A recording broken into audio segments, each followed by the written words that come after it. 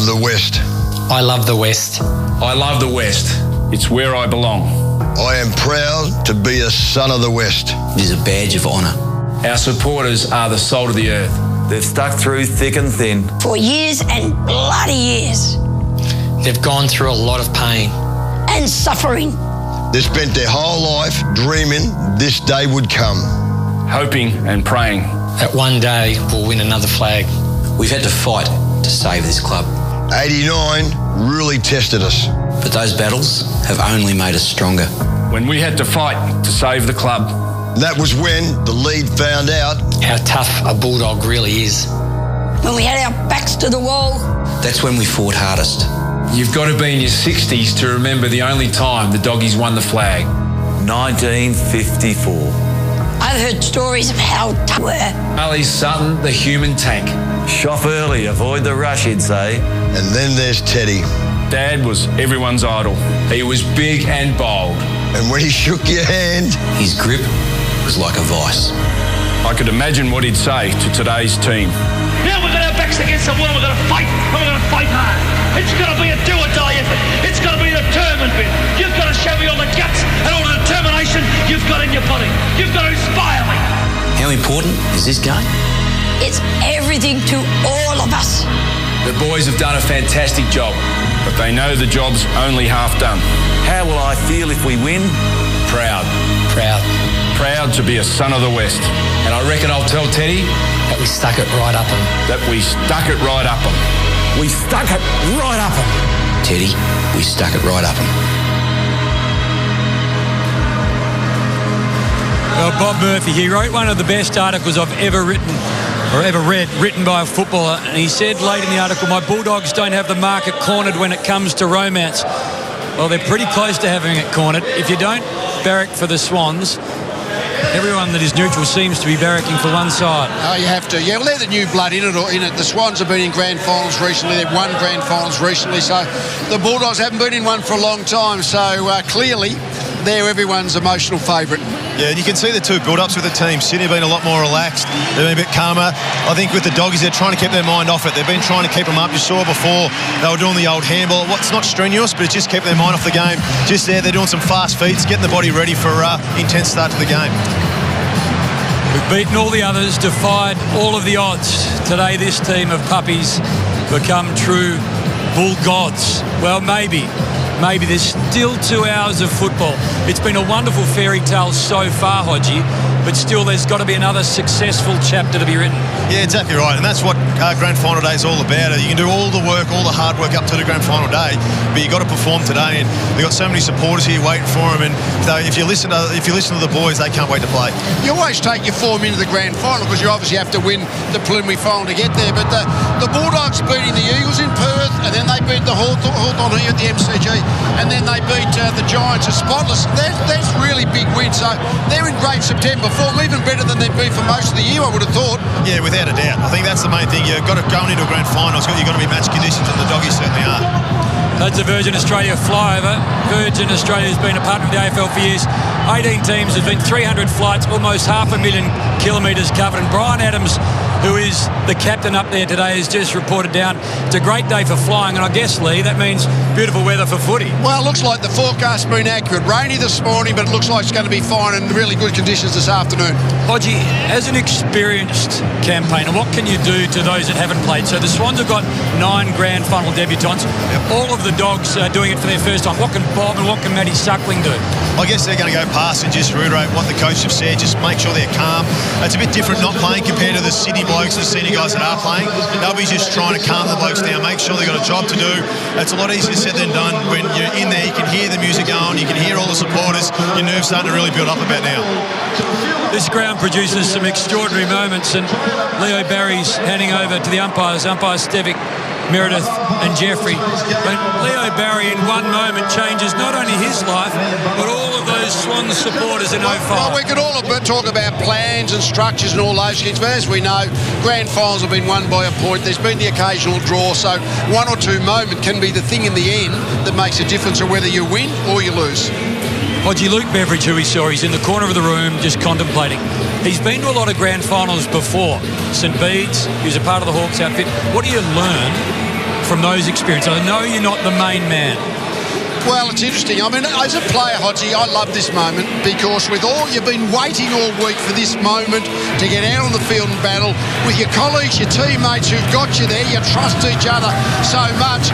But as a coach, I used to hate it because now you're handing control to the players and you're going to go up the coach's box and in some ways you're only a glorified spectator. Exactly right. And this is the time where all that calmness goes out the window. This is a time where you start to build up. You see the boys, they're patting each other on the back. They're looking at each other in the eye. It's time to come out and play. Everything you've done throughout the season comes down to this moment. Right from the first bounce, it's all up to you guys now. This is hair on the back of your neck stuff. In the background, Ted Whitten is inspiring the MCG, that famous three-quarter time speech. You've got to inspire me, son. I sometimes think, the players are the calmest people in the stadium because they're now going out to do what they're good at. And even though there's the consequences later in the game and there's performance anxiety we talk about, this is their moment. And this is what grand final's all about. This is where it tests your nerves. You're about to walk out, you're about to look at the race. Your supporters are about to go bananas, and that's going through every one of the Bulldogs players right now. It is so Colosseum and so gladiatorial. There will be a chant like few other teams have received in recent times. It's going to go bananas. Here we go.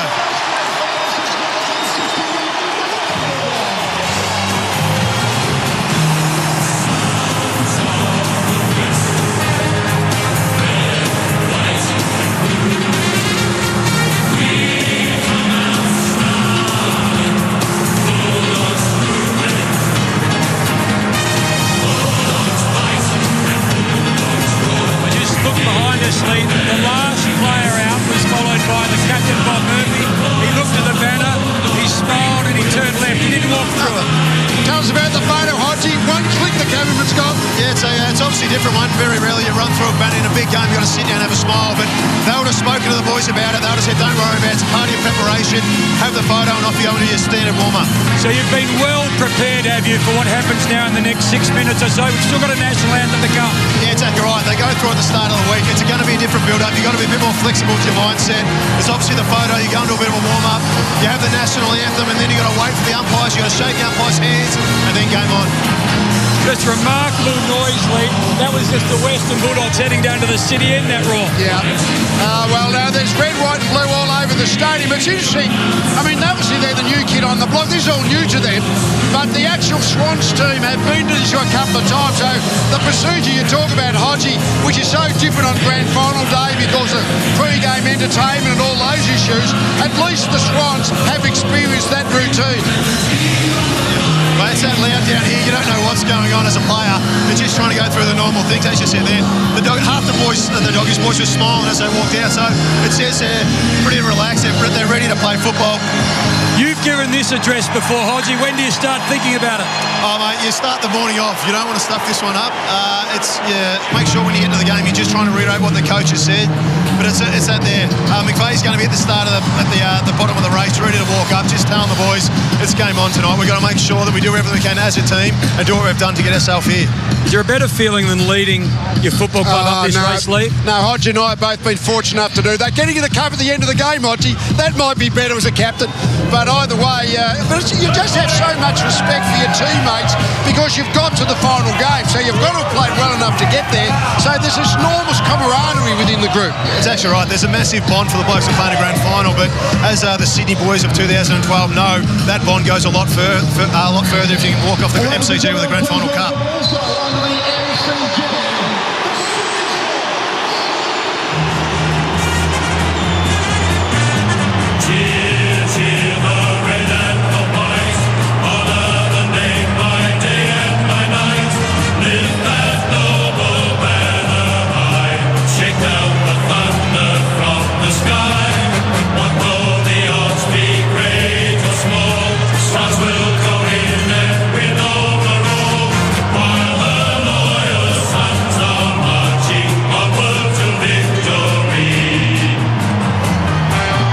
Pretending everything's calm. What are you feeling at this point, Lee? Oh, me, I just love the excitement of it, Havers, even when you're not involved. But when you're involved, sort of going into the unknown, Don Longmire there, as I say, he's he'll stay out for the national anthem, but it's now a player's game. The guys inside the white line, they're going to win or lose it. Yeah, exactly right. This is where the build-up is. This is where, as you see, from right now, apart from the national anthem, they're trying to go through the same things they've done the last month. At this point, you're doing your first warm-up. Are you struggling to breathe, struggling to feel yourself? Is it different to a home and away game, same point in time?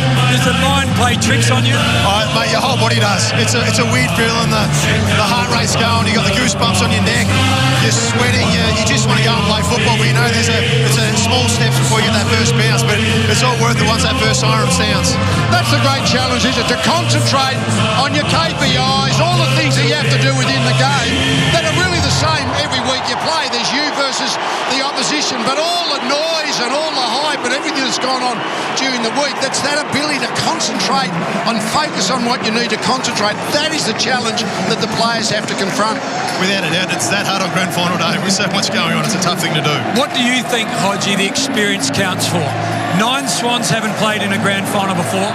None of the Bulldogs have played in a grand final before. It all depends on the start. And if Sydney get off to a really good start, it's going to be interesting to see what the Doggies' younger blokes do. They've got a young defence.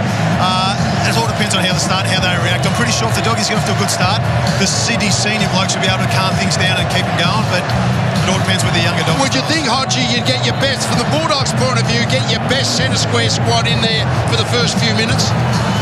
I think both teams will start it like that. I think on such a big day, you've got to get the ball played in your half the ground. So the more stoppages, the more contested possession you get, and the more inside 50s early is pretty crucial. Well, it couldn't have been much bigger, the build-up. The preamble is done. The rock stars have played 2 hours of football. It'll change lives is very close. The Swans and the Dogs at the modern Coliseum.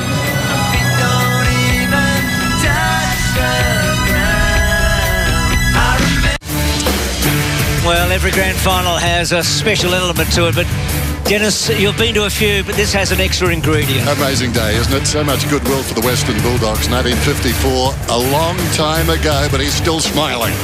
Is that a smile? That is a smile. And Lingy, you know all about a drought, don't you, at Geelong? But you do feel that weight of expectations. It was 44 years for the Cats coming into 2007, 62 years for the Dogs. The players have to push that weight aside now and make sure their focus is on the first minute in particular. That's what matters. That's all they can control. Yeah, absolutely, Lingy. All about the start. We know the Bulldogs haven't had any players play on this day, but if they get off to a good start, it doesn't matter. All about the first quarter for me in this game. Well, both these teams had big wins in round one. They were 1 and 2 after the first round. The top 2 teams, that hasn't happened since 1978 that they've played off in the grand final. Let's go down to Craig Willis. Well, ladies and gentlemen, would you please welcome Premiership Cup Ambassador Michael O'Loughlin with the 2016 AFL Premiership Cup. And we acknowledge our club legends, Peter Bedford from the Sydney Swans and John Schultz from the Western Bulldogs.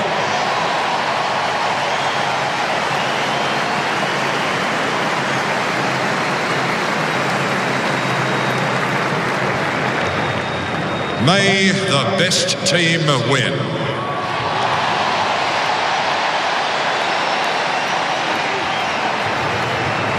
Ladies and gentlemen, would you please be upstanding and join in with Vicar and Linda Bull to sing the Australian National Anthem. Australians, all let us rejoice, for we are young and free. We've golden soil and wealth for toil.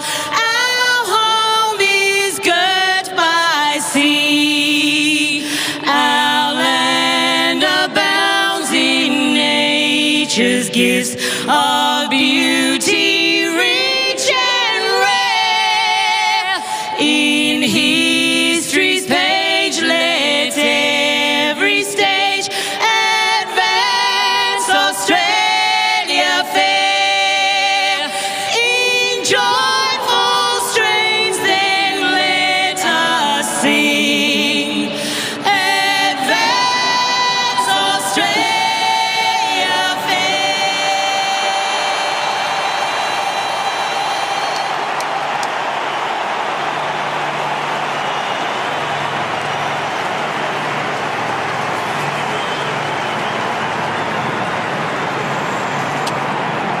of great voices, terrific respect there. So the build-up continues. Let's go down to the Melbourne Cricket Ground. The field of play with Tim Watson and Matthew Richardson. Richo, they are days that we look forward to so much. Oh, it's absolutely incredible down there, Bruce. There are so many people here barracking for Western Bulldogs, Timmy. We were just looking around. They're definitely outnumbering the Swan supporter. We know all the neutrals are loving the Doggies today, but this is going to be one of the great grand finals. We've had some ordinary ones in the past. This isn't going to be one today. Rich, I think it's going to live up to all expectations, particularly looking forward to this first quarter. We know the City Swans are the best starting side in the competition. They've proven that all year. What they've done in the finals has been absolutely magnificent, particularly the last 2 weeks. What are you looking forward to in this first quarter? Well, we know both the midfields are going to crack in incredibly tough as Easton Wood comes in to toss the coin with Kieran Jack. They are hard, tough midfields. They're going to crack in. Who can get first use of the ball? But I'm looking forward. Sam, help us out. Kieran, all the best. Okay, Easton, your call, your away team. So heads is the call, and it's heads. Good luck. So Easton Wood wins the toss, but I'm looking forward, Timmy, to seeing which forward line can take advantage. And we know the Swans have been fast starters. Buddy Franklin, he looks like he is in incredibly ominous form leading into this game. He looks like he is switched on for a big grand final. He averages 3.5 goals in finals. We know we're going to get something out of him. Who's going to bob up down the other end for the Western Bulldogs? It was Clay Smith last week. Will it be Tory Dixon? Can Jake Stringer perform in a grand final? That's what I'm looking forward to. Who can bob up in that Western Bulldogs forward line and provide them the spark? Because I think Franklin will do it down the other end. Boys, it's going to be a fierce opening first quarter. No doubt about it. Well done, Richo, and also to Tim. So both these teams played for a 4th time in a final series. We've never had that before in the history of the game. 2 teams with 3 consecutive weeks behind them. Well, they both played great footy. Well, probably excluding for the Swans their first effort against GWS, but gee, they rebounded from that. The Bulldogs, their form this final series, Doug, has been nothing short of special. To go to Perth, to be able to beat the West Coast Eagles, come back, beat the champs, the Hawks, and then to travel again to Spotless, that is brilliant form. And this is the best part of a grand final. Before the bounce, there's a million questions going through your mind. Lingy, will I play well? Will I get a kick? How will we start? So many question marks. The players right now just can't wait for the ball to be bounced. And you almost, in that middle group, the midfielder group, you almost want to seek out body contact. You want to get hit early. You want to get ball in hands, but you want to feel the body contact. Umpires this afternoon, Stevitt, Meredith and Jeffrey in his first grand final. The other 2 in their 4th. Wait for the opening bounce. The MCG at Cauldron now. It's on the line and away we go. Opening bounce of the game. Naismith taps it down. Thumped out of there by Bontempelli down towards half forward. Smith had it, lost it. Lloyd upended. Parker feeds it back, taken by Laidler. Kicks towards the outer side wing. Johannesson did pretty well. Roughhead wide. Bontempelli another touch. Searing kick to half forward. Bounces off the chest of Boyd. Loose ball. Hanbury emerges with it. Gets a hand pass away to Kennedy. Kennedy up towards the wing. Tippett dropped it. Naismith grabs it. Kicks towards half forward. 50-50 ball. Boyd, 3rd man in. Hand pass to no one in particular. The Giant runs on. Naismith cut down to size. Boyd over the top. Bontempelli. Missed Dalhouse. Loose ball. Hanbury on top, trying to reach in there. Liberatore, Dalhouse didn't have the footy, Bruce. Do you want to start, Dennis? Advantage again paid. Bontempelli and Kennedy were toe-to-toe in that opener. Morris, Hamling's little kick forward, a little scruffy, not great. Lloyd on the ups, had a wonderful season, a great final series. And McVeigh, good to see him out there. Hot ball for Kennedy. Tahini, clean hands, not surprised with that. Kicks to Jack, twists, turns, gets a free. Hanbury wrong side for him, doesn't matter. Kicks to you-know-who, gets it. He's within range. And just a little too tall for Papley. Didn't go back and went for the big one. Still with Papley, Tippett now in dispute. Ball sneaking out. Johannesson and Liberatore belts it as far as he can. Bounces on the wing. Favours Dixon. Lloyd goes in after it. Bumped off it. And Smith is dragged down. Well, what do you do? Take a shot if you're Franklin, or do you pass it? Oh, I think he should have gone back and had a shot. He had the distance, but he's been doing that well. His field kicking has been superb. But what about the tackling? What about the start? Players not a second to get rid of it. It's a great start. Roughhead having a good start too. Kicks it down towards full forward. Laidler stood his ground. Gets a free kick. Thank you. He was paid the mark, but they were bearing down. He was taken high. Doesn't matter. Probably does to him. Smith, Lloyd. Back end of the season, very good for this man. He's up from the back pocket. Looks like Hamling is going to take Franklin, boys. High ball to the wing then. Rowan's in front. Morris took a swipe at it, missed it, finds it close to the boundary, feeds it forward. Little 1-2 with Picken. Over the top, this is Smith. Great game last week. Back to Picken. Picken runs, has a bounce. He's at 50. Open goal square. Kicks to it. Getting back is Heaney. All the time in the world, Grundy. Has a little time himself. Wants Hanbury. Asks a bit of him. So 2 young left footers here. He turns liver. Naismith getting a bit of the ball early like Roughhead, his opposite. So just for one moment we catch our breath. McVeigh's kick's good. McGlynn. Stories everywhere in this match, aren't they? This is one of them. McGlynn, neat. Patley. Second time he's gone from mark and hasn't quite got it. McVeigh from Naismith. Again McVeigh with that neat kicking style. Franklin burst the pack, couldn't quite. Hamling, Wood, Bontempelli getting a lot of it early. Careful kick, good one. Johannesson takes the mark at centre wing. And a fine season. Johannesson spots a man in the middle. Roughhead. Dalhouse searching run to space. Stringer knocked away by Rampy, arriving quickly. Smith couldn't reel it in.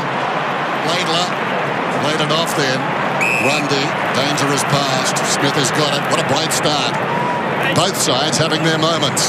It's like a game of pinball, isn't it? It is. There's basically no stoppages at all, and all of the players right now, their lungs are bursting. Their legs would feel like lead weights. They probably just want a little break in play.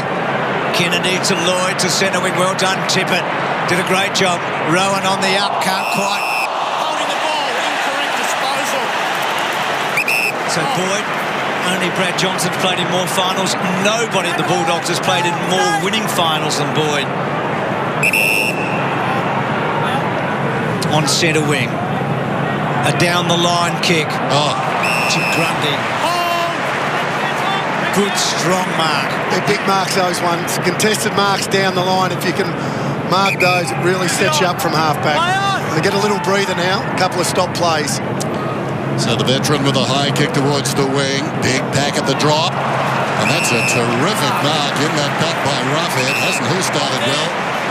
He's seen things pretty well. Dennis Mills is onto the ground for the first time. Let's see how he goes for that hamstring. So Roughhead unloads again back towards the attacking 50. Laidler bundled out of it. Grundy kept his poise. McRae, Pickett, Smith, McRae towards the middle. Not a good kick. Onto the chest of Mills, just on the ground. Feeds Jack. Jack kicks it only as far as Biggs, who stopped it effectively and applies a tackle. We'll get a ball up. Let it go, let it go. Played a couple of finals with these guys. Just is it Sydney? Sorry to cut in, but Buddy Franklin is going down into the rooms from the dock. He's taking off his right boot. Okay, well, that is some story already. So, Biggs through that centre. Johannesson with that run. Kicks it wide. Dixon's a clever player. Can he reel it? And he can't.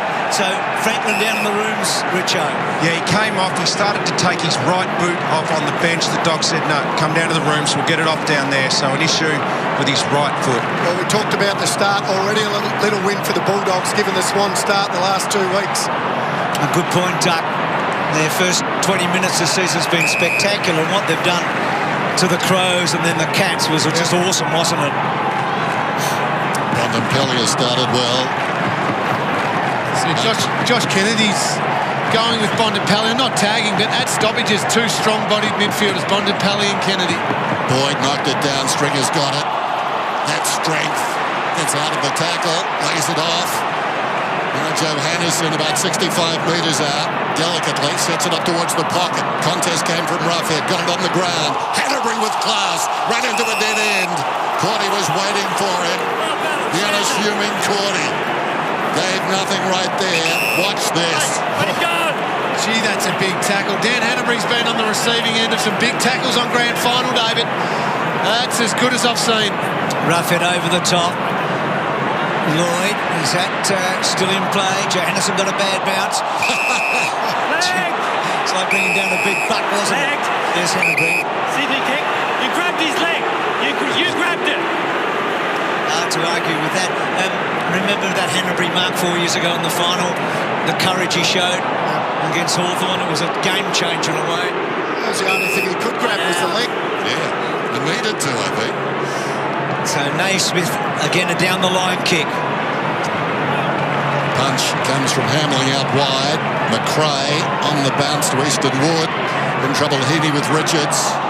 McRae, can he find a way out? He usually does. That was brilliant. Gave it to Dalhouse to Hunter. Wonderful smother by Naismith, getting across over the boot, and it ricochets out of bounds. Well, the tackling, the smothering, the pressure from both teams has been at an optimum level. Naismith's had as many disposals now that he had in the match last week for the whole game, and he wasn't too bad last week.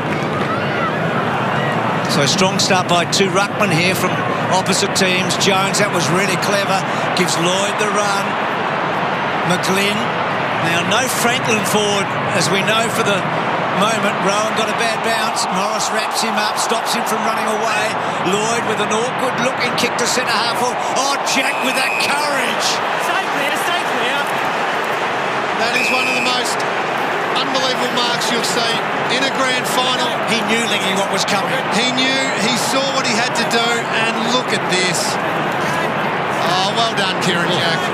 Superb.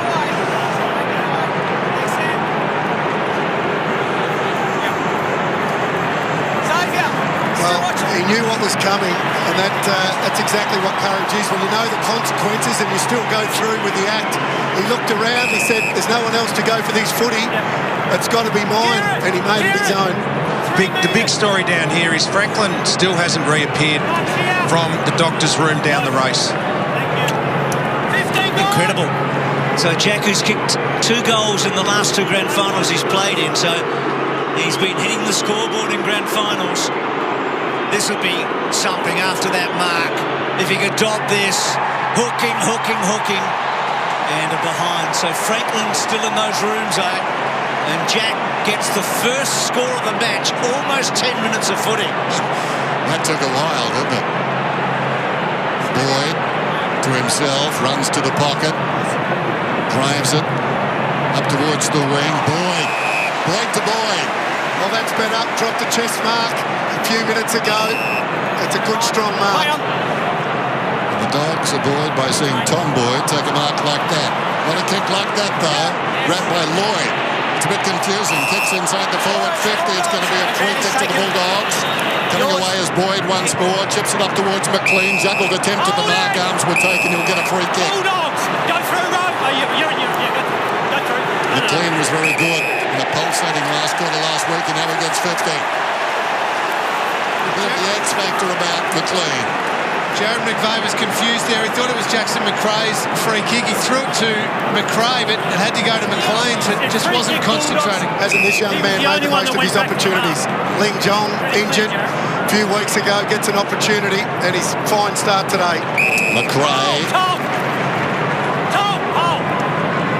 Is it right half forward? What a buzz around the ground. McRae deftly towards half forward, intended for Picken. Off hands, though. Easy pickings there for Parker. Short ones to Heaney. Heaney's got it, defensive side of the wing. Franklin back at the interchange gates. Richo will have more. There's Jones. How does he look, Matty? He's back on the ground and he wants the footy and he's going to get it. Well, great to have you back, bud. Good kick too. Beautiful kick. So, this young man's been a revelation, hasn't he?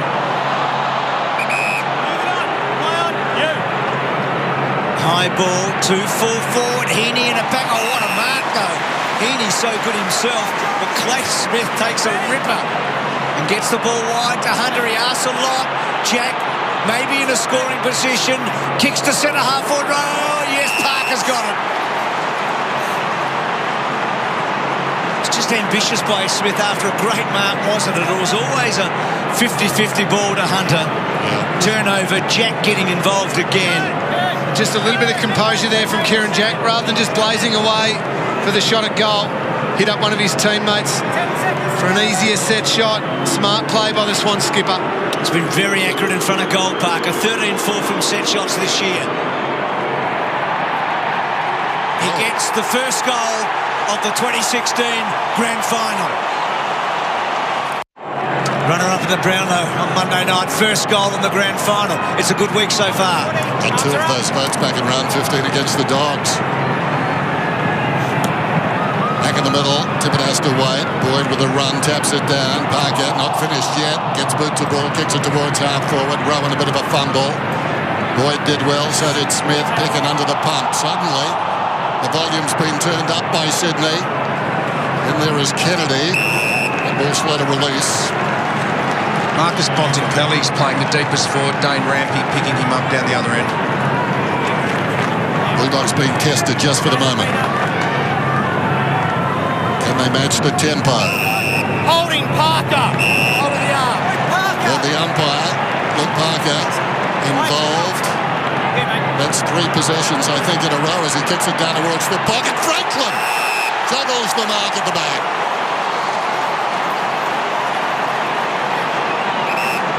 Whoops, going the other way. No, it's not. Well, I thought it might have, Dennis. There was a little bit of a push from Buddy Franklin. I'd like to have a look at whether or not he gave it a big shove in the back or not. Well, it was just a subtle use of the body, but big pack mark. Richo just mentioned he went down the race and got checked out. This would be a huge goal. I think Buddy thought for a moment they were taking it off him. And he comes. Trying to work it back, not enough. Misses to the near side, so perhaps should have done better, but not always that reliable around goal. This season, though, pretty much. So Sydney with all the scoring shots now. Layla very good. Belts it forward, almost like a kick. Boundary throwing. Hey, Matty, without putting pressure on, what's the theory with Buddy? Have you got, is there any? Well, the feeling down here from a couple of the medical people who work down on the boundary is that it probably was an ankle gone and he probably had it re-strapped, jab, whatever they do down there. Moving well at the moment. Dalhouse first touch, couldn't get clear. Kennedy, the ball, puts the tackle on. Okay, stand up. Picken. Right behind you, thanks. Sydney have upped the ante, haven't they? Absolutely, you were spot on, Dennis, a moment ago. The volume has been raised. They're pushing hard here, aren't they? Push, Bulldogs. Let him go, Sid. Buckley gets a free kick. Chance to settle, comes out wide, but Bulldogs don't play settled football. Dalhouse runs past. They're on the move. McLean's got it. Right half forward. 1-on-1 inside the forward 50. Sydney trying to get their numbers back. McLean to space. Oh, terrific effort by Mills. The youngster back in the team this afternoon. The rising star. One-hander. Goes across the ground. Rampy. In the opposite back pocket. A high ball to the wing and Rowan. Got the sit on Morris. Takes the mark.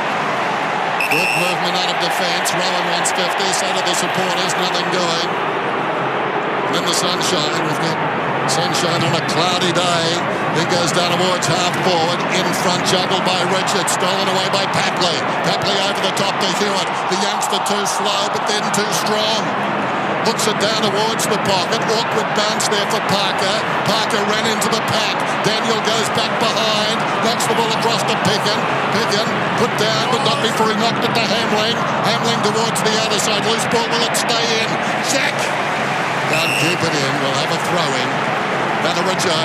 So we've found the incident where we think Buddy Franklin has hurt his ankle. This marking contest here, as you watch Buddy come to ground, he lands on his teammate's foot there and rolls his ankle in. That's not good. When you roll them in, they can be pretty sore. But he is moving freely. They've got him going, but that's where he hurt it. Kennedy can't get the hands free. Unusual for him. G. Parker's been very good. Henry a lot of the ball. Dalhouse. Boyd. Gets it down that line again. Well done. Cordy. Yeah, Cordy did so well, didn't he? And now McLean back to Hunter. Hunter's little kick forward. Kennedy in the right spot. He was able to accelerate there and take the mark in front of Dunkley. And then switches wide. Richards High one, slow one, difficult one to mark. Ball comes to ground, or going to ground though, just at the wrong time. Boyd, he may get a second crack here. Biggs, can they break here, the Dogs? Short, good, Dixon. Footy Gods barracking there for the Bulldogs. Couple of things went their way. Dixon drives it down towards the pocket. Big Pat runs free at the back. Well done again by McLean, liking his game. Smith around the corner. Here's Cordy, got some goals last week. This one well wide, out of bounds in the opposite pocket on the full. Oh, he had Lucky Hunter on then at the top of the goal square. Needed to have the composure and give by hand or short kick there. Blew a chance, Zane Cordy, with the banana from the boundary. Mitchell goes as far as he can. Good mark to Morris. Luke Beveridge's words are ringing in our ears. We've had chances early in matches of late and haven't taken them. They need to. Dalhouse. It has been the story of the final so far, hasn't it? Yep, this is where they've struggled, the Doggies. We know Sydney are the best defence in the competition. Just struggled to find a target. Sydney have got the numbers back now, but Cordy, it's classic case of ambitions mixed up with capabilities. So Dalhouse kicks to the goal square. Naismith unopposed. That's a disappointing result for the Dogs and a great one for the Swans. You love that from your ruckman. Stand strong under a high ball in your defence. One grab mark. Grundy out of the back pocket then. Drives along one short of the wing. Wood got a hand to it close to the boundary. Knocks it across. We'll have a boundary throw in. The third grand final captain for the Bulldogs in their history, Easton Wood. Both these parents outstanding athletes. As the Americans would say, he started on third base. He's kept going, hasn't he? Yeah. The homer today would be so good. Duckley's kicked to full forward, Cordy, and again Grundy. So marks in the back 50 have been impressive for the Swans. Dominated Sydney. But don't get through there, gone.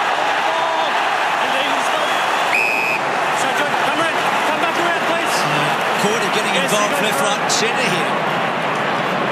1 metre!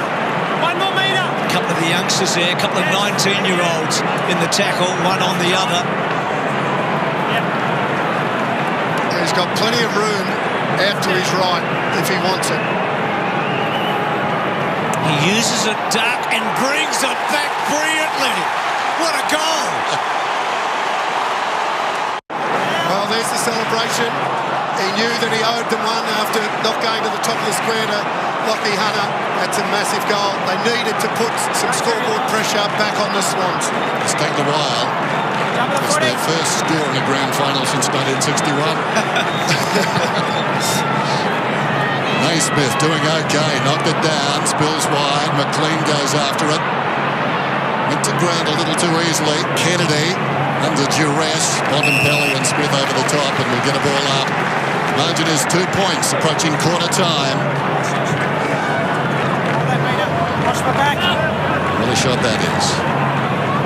Naismith again. First touch.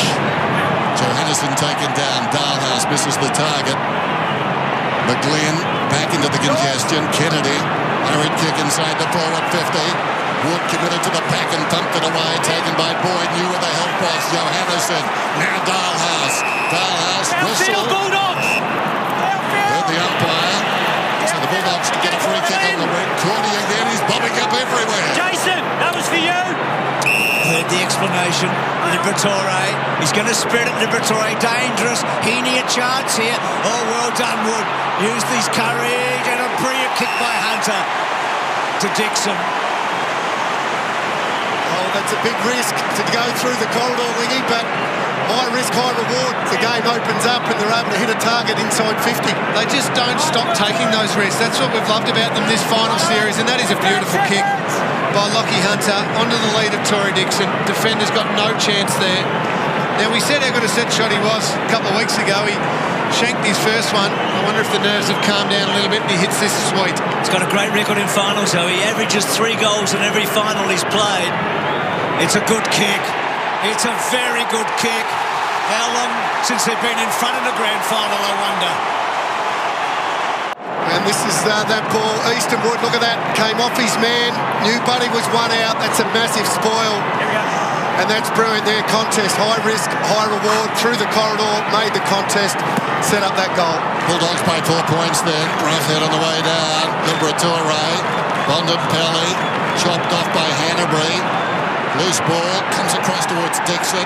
He went to ground. Bontempelli goes after this one. The opposite number 4 in the opposite direction. Hanbury, Bontempelli on his knees trying to get out of there and he can't. This has been a huge couple of minutes for the Bulldogs.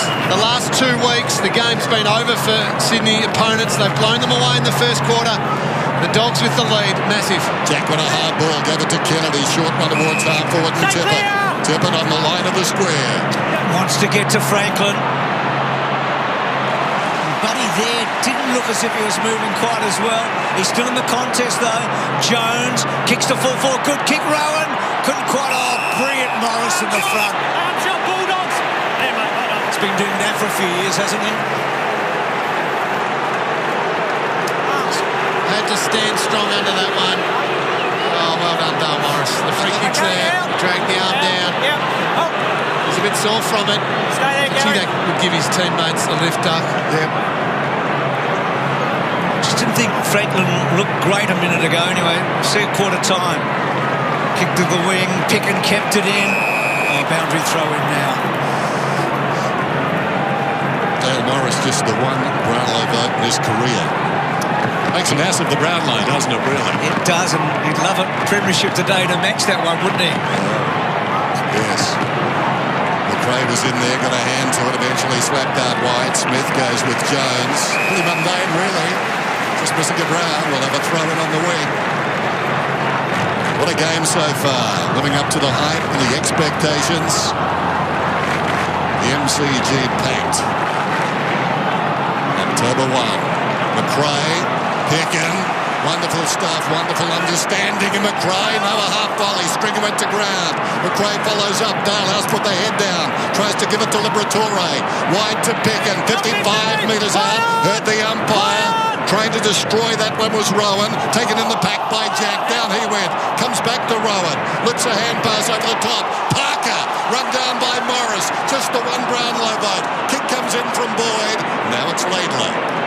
So Laidlaw with a careful kick, but he doesn't quite get Papley. It's been missed a few times. Papley. Woods played some sort of an opening term. That's not a great handball. Dixon held up. Good tackle, McGlynn. Sydney and Hart. What are your eyes telling you? Who's cracking in hardest of the two of them? Is there anything between them or not? Oh, right now, you just think the Bulldogs just have the edge in and around the stoppages, just starting to win a bit more of the footy, and they're putting Sydney under enormous pressure. They've got no time and space, the Swans. No, they're doing it well, but can't split them for me yet, Bruce. I think both teams' pressure is outstanding. Both teams' ability to put their heads over the footy and win the contested ball. The second quarter, they'll settle down with their composure, and that will tell us. Gee, Heaney's kick has drifted and drifted, and the Dogs will kick it back in. I reckon when the ball hits the ground, though, a loose ball, the Bulldogs are getting more numbers over those loose balls. They look really dangerous when it's bobbling around in space. Bontempelli with the right peg, if you don't mind, down towards half forward. Is that a push? Apparently not. Roughhead took the mark, plays on immediately, wheeling around vacant goal square apart from Rampy, who gets back, takes the mark, Mills comes away, kicks towards the wing and McGlynn. That's a good mark by him, but not much to go to now. Running hard is Jack. Wonderful hard running. Ball in front of him, bit of a fumble, carries it down towards the 50. Buddy Franklin on the move, lets it bounce, tries a manoeuvre, and he's pushed across the line by Hamling. We'll get a boundary throw in. Well, that's a big win there for Hamling. Didn't overcommit in the tackle. Stood off, waited, and then was able to put him out of bounds. He knew he had the boundary line as his friend, didn't he? Just could not get stepped inside. Boyd and Tippett. Hanbury working for it on Morris again. Releases Johannesson. And that ball bouncing out for a boundary throw in.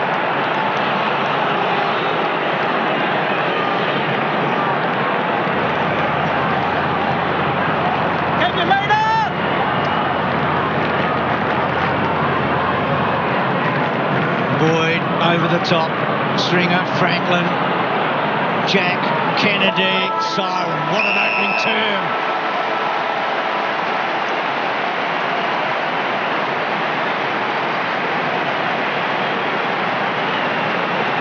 So Parker got the first, but the Dogs got the next two. And at quarter time, it's the Western Bulldogs by 4 points over the Sydney Swans.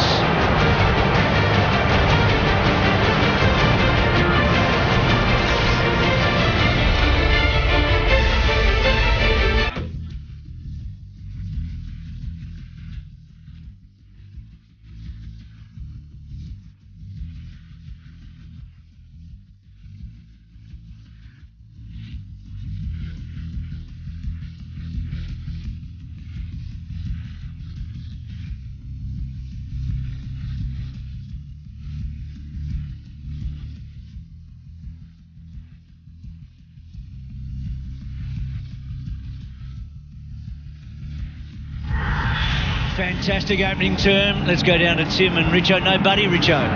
Yeah, Buddy went straight down the race. As soon as the siren blew, he went back down there again into the medical room beside the interchange bench here. He's still down there, so he's having real issues with that ankle. When you roll them in, they can be really sore. So obviously the doc trying to get him going. He did look uncomfortable. He's just reappeared now.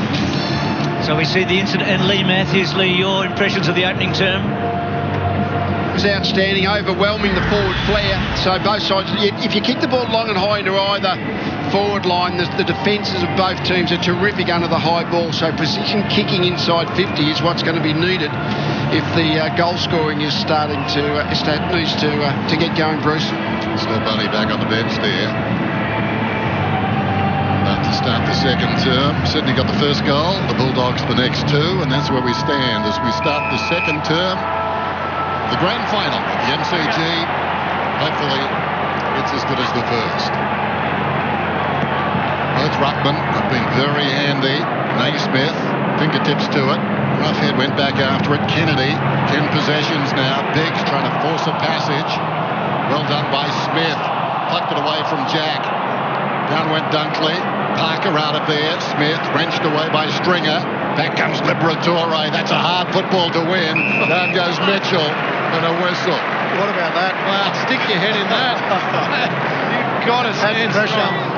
Nothing's changed from the opening term. That's how the match started, hasn't it? So Liberatore does stick his head in and gets it out to centre half forward. Rampion, Mills, McRae having a wonderful final series and a brilliant start to this match.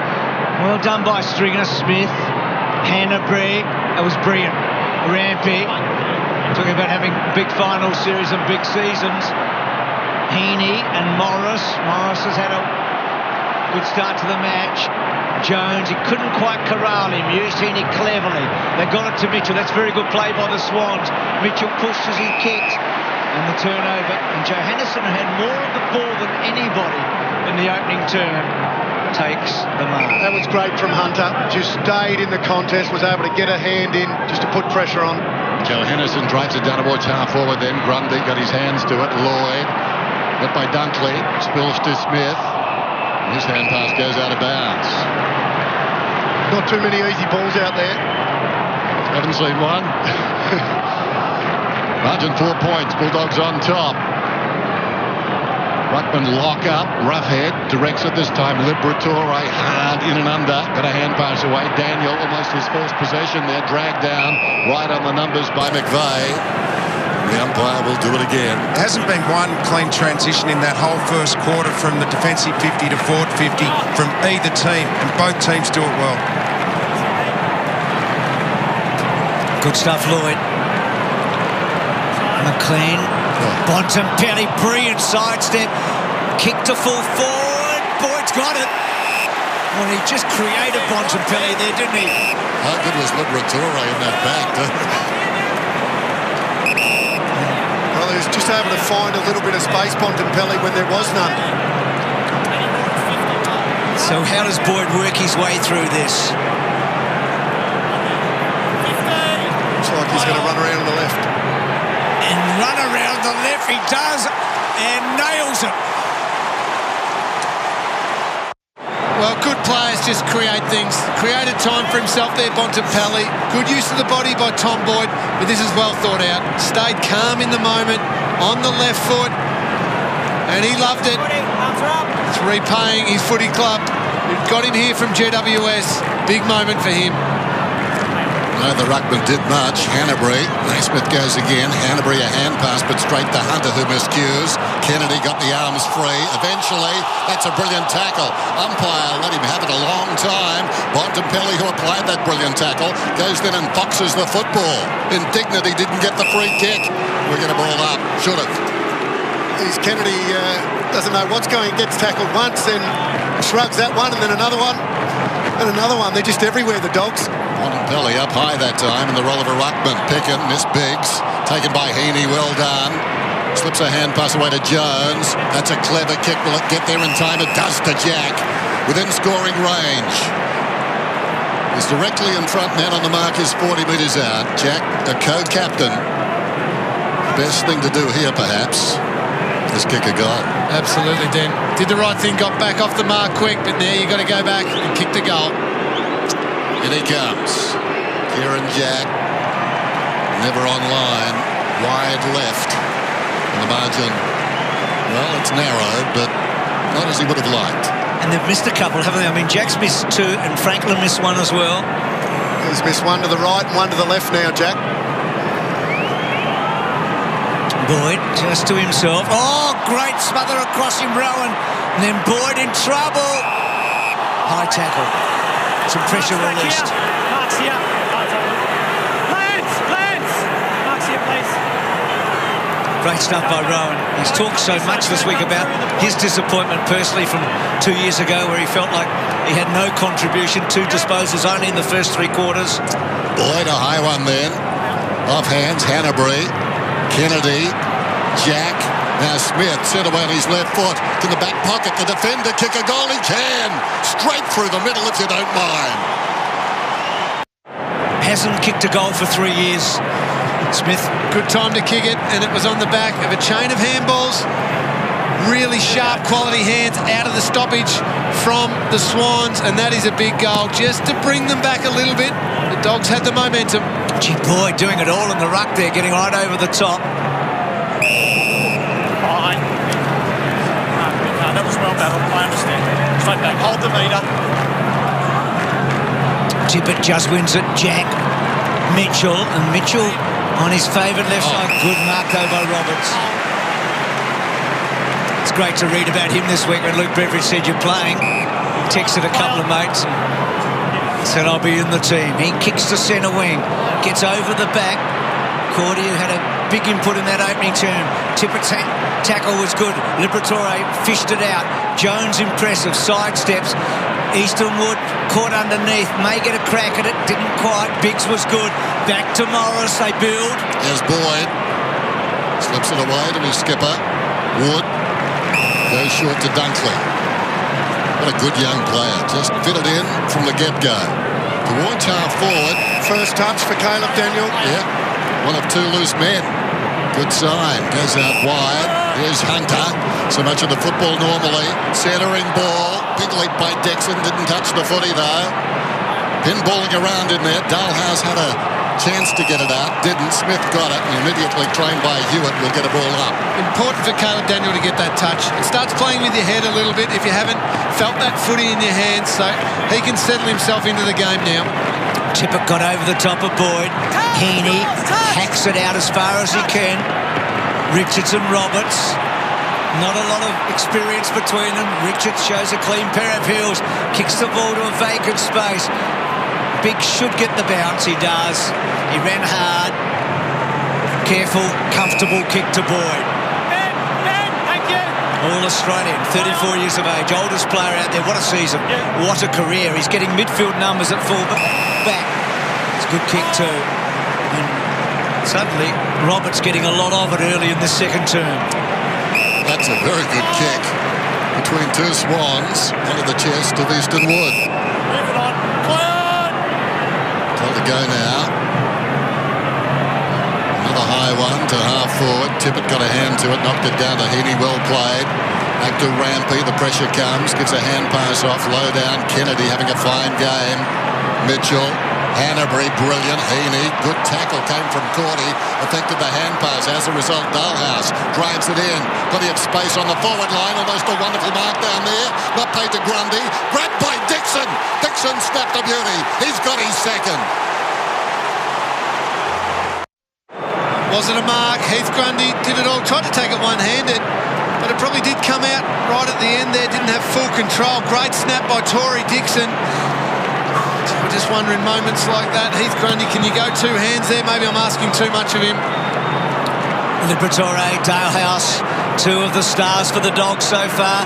Gordy launches himself. Dunkley, kick to half forward. Smith, that's a wonderful mark. What about Dixon? He's played in 5 finals now and he's kicked 14 goals. He can hit the scoreboard. Grundy, Rampy. Haven't seen much from Rampy so far. Mills, second time. That's a scoop back by Hunter. Liberatore, this is a chance. It's... Lloyd got back. So have a look at this one. Happy with that? Yep. There's Mitchell at centre-half back. Liberatore having a game up to 11 possessions. Ball to the outer side. You bet your boots. Nothing easy. Boyd finds McRae. Momentum building for the red, white and blue. Dunkley's got the football. Too far out to score. Roughhead is deep. Will he go in that direction? He does. Roughhead will fly. Thump towards the back in goal square. Peckin with a chance. Runs onto the loose ball. Feeds it back. Hunter. Back to Peckin. Snaps across his body. Don't tell me. Things falling into place for the Bulldogs. And have a look at this. Hunter over the head. They practice those handballs all week. They've got a club called the Handball Club. They are absolutely brilliant. Best handball team in the game. I'll tell you what, Sydney defenders are going to have to mark the ball because when it hits the ground down there in that forward 50, they hunted better than anyone. Right on top for the minute. They've kicked 5 of the last 6. And a wounded Franklin at the other end. Parker had a big opening turn, but he's taken down. Jack did all right. Naismith belts it forward. Can Buddy launch? He comes in late. Well done, Hamling. Hanbury, good side for him if he gets the right bounce. Back to Hewitt, who's been quiet. Kicks good, though, to Mitchell. Calmed down. But this is the Jack territory. It might be just beyond him, I reckon. Yeah, I think that's out of his range. He wants to pass it off. He's going to have to go back and have a shot now. Tom Mitchell, but gee, this is important. The Bulldogs have got all the momentum right now. They're swarming all over them. So Mitchell right on 50. He's kicked it well. He's kicked it beautifully.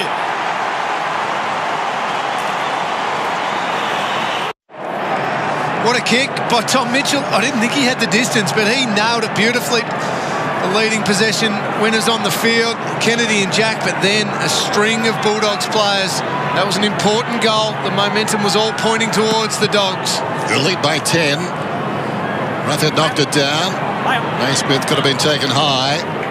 Roughhead kept going. Is that in the back? Not according to the umpire. All up. Unforgiving, these centre square situations for both teams. Nothing easy. You pay a price to get a possession. Tossed up. Roughhead. Naismith perhaps won it. Bontempelli had it momentarily. Through the legs there by Hanbury. Down goes Dalehouse. Heaney got him. Thank you. Thanks, by Jeffrey. Darts across. Some players envious of their teammates. Fact of life. Jones sends it down towards half forward. Into the shadows. Roberts goes back on his knees. Papley does well. Didn't have the football, Papley. He wins a free kick just outside the 50. So Sydney now starting to flex some muscle. Almost a professional free, that one. Short. Well, that's asking a lot of Franklin. Braced himself for contact. Wood didn't step aside. Hanbury goes hard on Wood and took him down. That's in the highlight reel, all of that. The first one from Franklin, and then his teammate Hanbury. The kick-in was just a little bit too buddy-conscious, though. He had 2 players on him, but when he took it, he just wanted to hit Easton Wood. Parker gets it forward. Touch play on Rowan. Rowan hasn't heard it. No one's heard it. Now he hears it and goes back and kicks the goal. After all of that, and the Dogs didn't tackle him.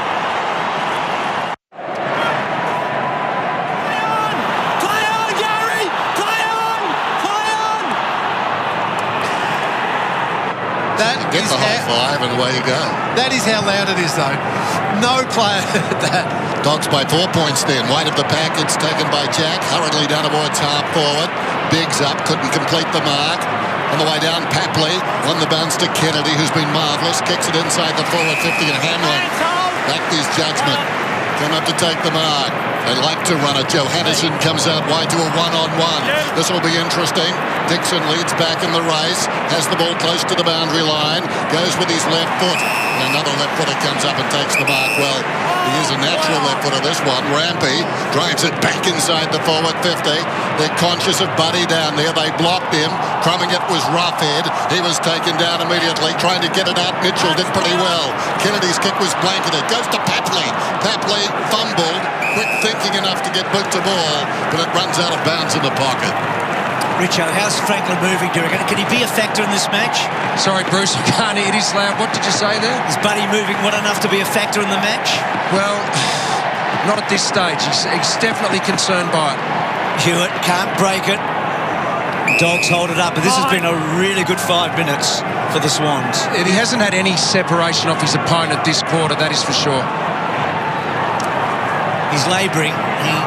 It's just whether he can use that mind of his to find a goal. Heaney, here he is now. The fend off, Jack, Kennedy, good kick, great kick. They're in front. They're back in front. What the Buddy fend-off does, it draws tacklers to him, which leaves players free on the outside. It was Josh Kennedy on this occasion. Fantastic finish. Geez, been good. 17 disposals, Josh Kennedy. That's his first goal. That is a big first half of footy. Bounce over the head of Boyd, taken by Kennedy. There he is again. A bull. Naismith across to Mitchell. He's been important too, Mitchell. Down towards half forward. Off hands. Plenty of Swans around the footy. Heady left it behind. Liberatore trying to lift. In there is Smith as well. Hand pass comes from Parker Rowan. Nobody at home except Hamling. Didn't want him, the Swans. Johannesson. The big lead was 16 points. 3 unanswered goals so far for the Swans, though. They've got the last 3 and they're looking on top at least for the moment. Grundy goes out wide. This is Mitchell again. Dangerous. Measures the kick.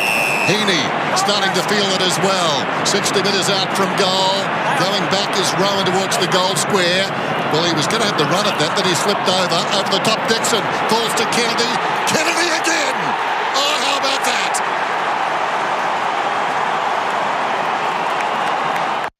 We are witnessing one of the all-time great midfield performances in a half of a grand final.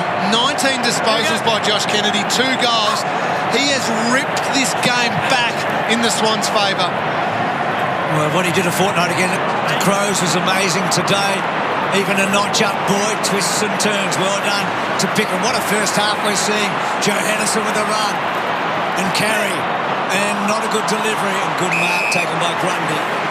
He's catching it well today, isn't he? Short to Hennebury. Stay out. Just with me. As Dennis said, the leaders of the Swans, that midfield pack, that rat pack of theirs have really turned it around here. Here's one of them, Mitchell, just misses Hewitt. Back to Johannesson, he's been prolific. McRae very, very good early. Haven't called Stringer's name too often. Does he get enough on it? He doesn't. And that's a waste. Needed to just bring it back, didn't he? He haven't called it very often because he's playing on Dane Rampy, one of the best defenders in the game for most of this first half. Dane Rampy's had 7, only the 2 for Stringer. Stringer's got to find a way to be effective, though, from now. You can't have a bad one, a really bad one. Tippett marks the McVeigh kick. Sydney now looking irresistible. Hanbury runs the outer side. Papley drives it down towards half forward, reaching back. Biggs does very well. Biggs in the number 24. Worn by one of the Bulldogs' greatest bigs, Gary Dempsey. He'll be looking on this afternoon. Willing his team on. Wood to Biggs again. Drives it. Short at the wing. Jones. He tried to pull out of it late. But Bontempelli gets the free kick. Bontempelli towards the middle. Liberatore so influential early in this term to set up that 16-point lead. The little fella goes across the ground. That is a very dangerous kick. Sometimes you've got to consider who's there. Well, Johannesson was there. Have they played it? Johannesson took the mark over Hannebery. Sometimes you kick it where the opposition have a good player, it doesn't have good results. Lloyd marks the Johannesson kick. The coach not happy with all of that. Lloyd settles things down in the back pocket. Had a lot of the ball, Johannesson, but his kicking efficiency not great so far today. And it's exactly that for the Western Bulldogs at the moment. Their efficiency, their composure with ball in hand, just hurting them.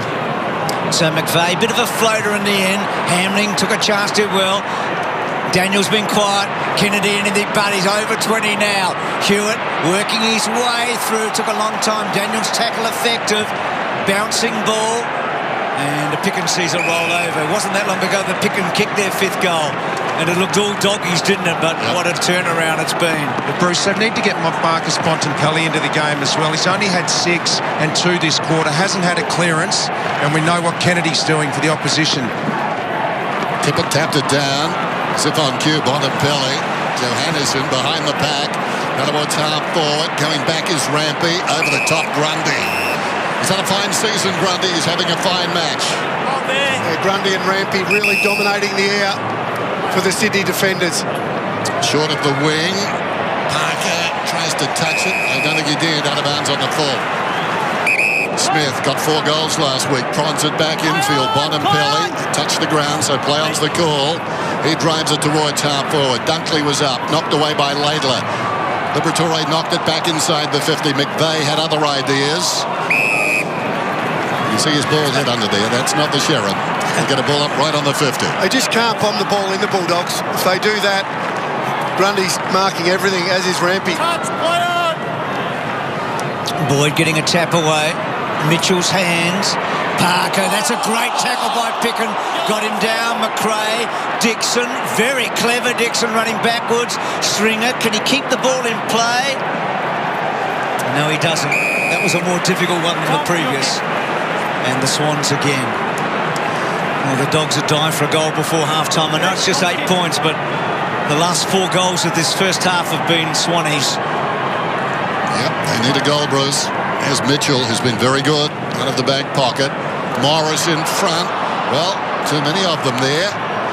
Morris goes again. McRae in the opposite direction. Ball rolls out. Liberatore knows one way, and that's under the pack. And there he is with Hannebery over the top. 1 metre, guys. Well battled. Thanks. Look at those numbers for Josh Kennedy. 20 disposals in half a footy in a grand final. Brilliant. Mitchell is up to 13. Here's Jones out of the congestion. Hamling leads Franklin, but he has bearing down. Did he take him high? Well, play on's the call. It's in there somewhere. Franklin perhaps could have been rewarded with a free kick. Nothing doing. Up the back, Hannebery off balance. Mitchell does a full circle. Comes back to Hannebery.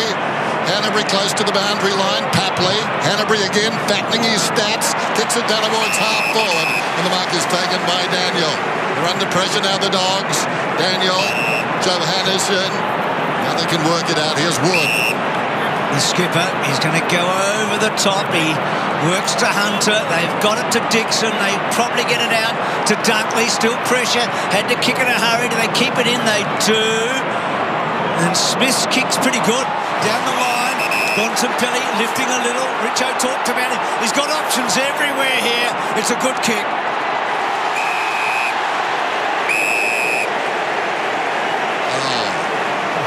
Good was that across half-back. Yeah, they held their nerve on this wing, didn't they? Once again, their handball. Within a whisker of perhaps getting the ball turned over. Eventually got it down. Good, strong grab by Boyd. You've got to stand under those still. I know that looks simple, but you know that somebody's coming. Just had to stand there, absorb it. This is a big kick. Every kick today is a big kick. So Bontempelli to Boyd for the second time today.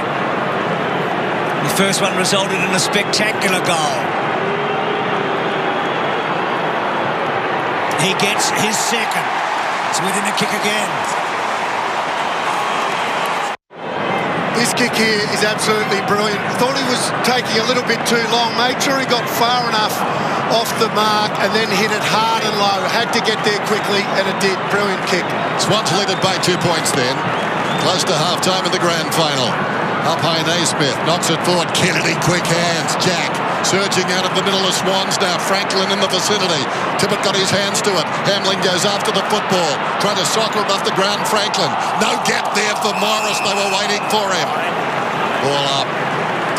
I reckon Buddy and Tippett have gone for the same ball a few times inside that forward 50. I just reckon they need to get a little bit more separation, get one-on-one.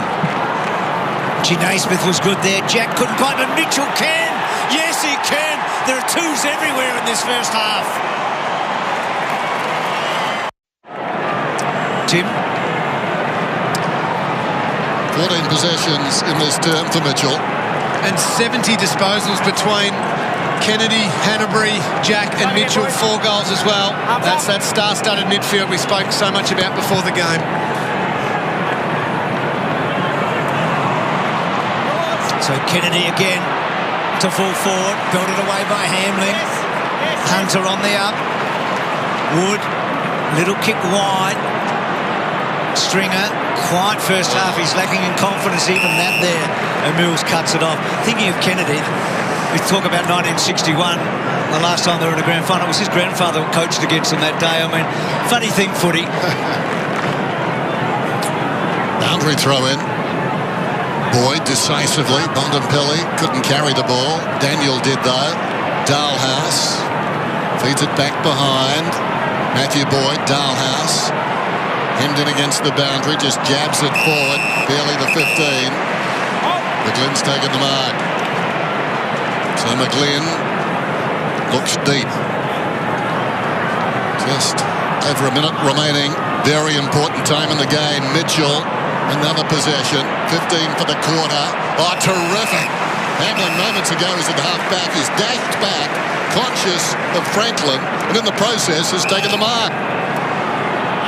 Matthew Boyd having a good game. Biggs close to the boundary. Not a particularly good kick. In front, Grundy. Going to meet the footy. Heath Grundy has seen it all. What a fine player he's been. Drives it inside the 50. Missed by Kennedy, almost the one-handed mark. Dragged down. Weight of numbers told the story there. Parker had it momentarily. Dalhouse went in hard. Socket off the ground by Hunter. Wide of the pack, Cordy. He was taken down. Jack over the top now.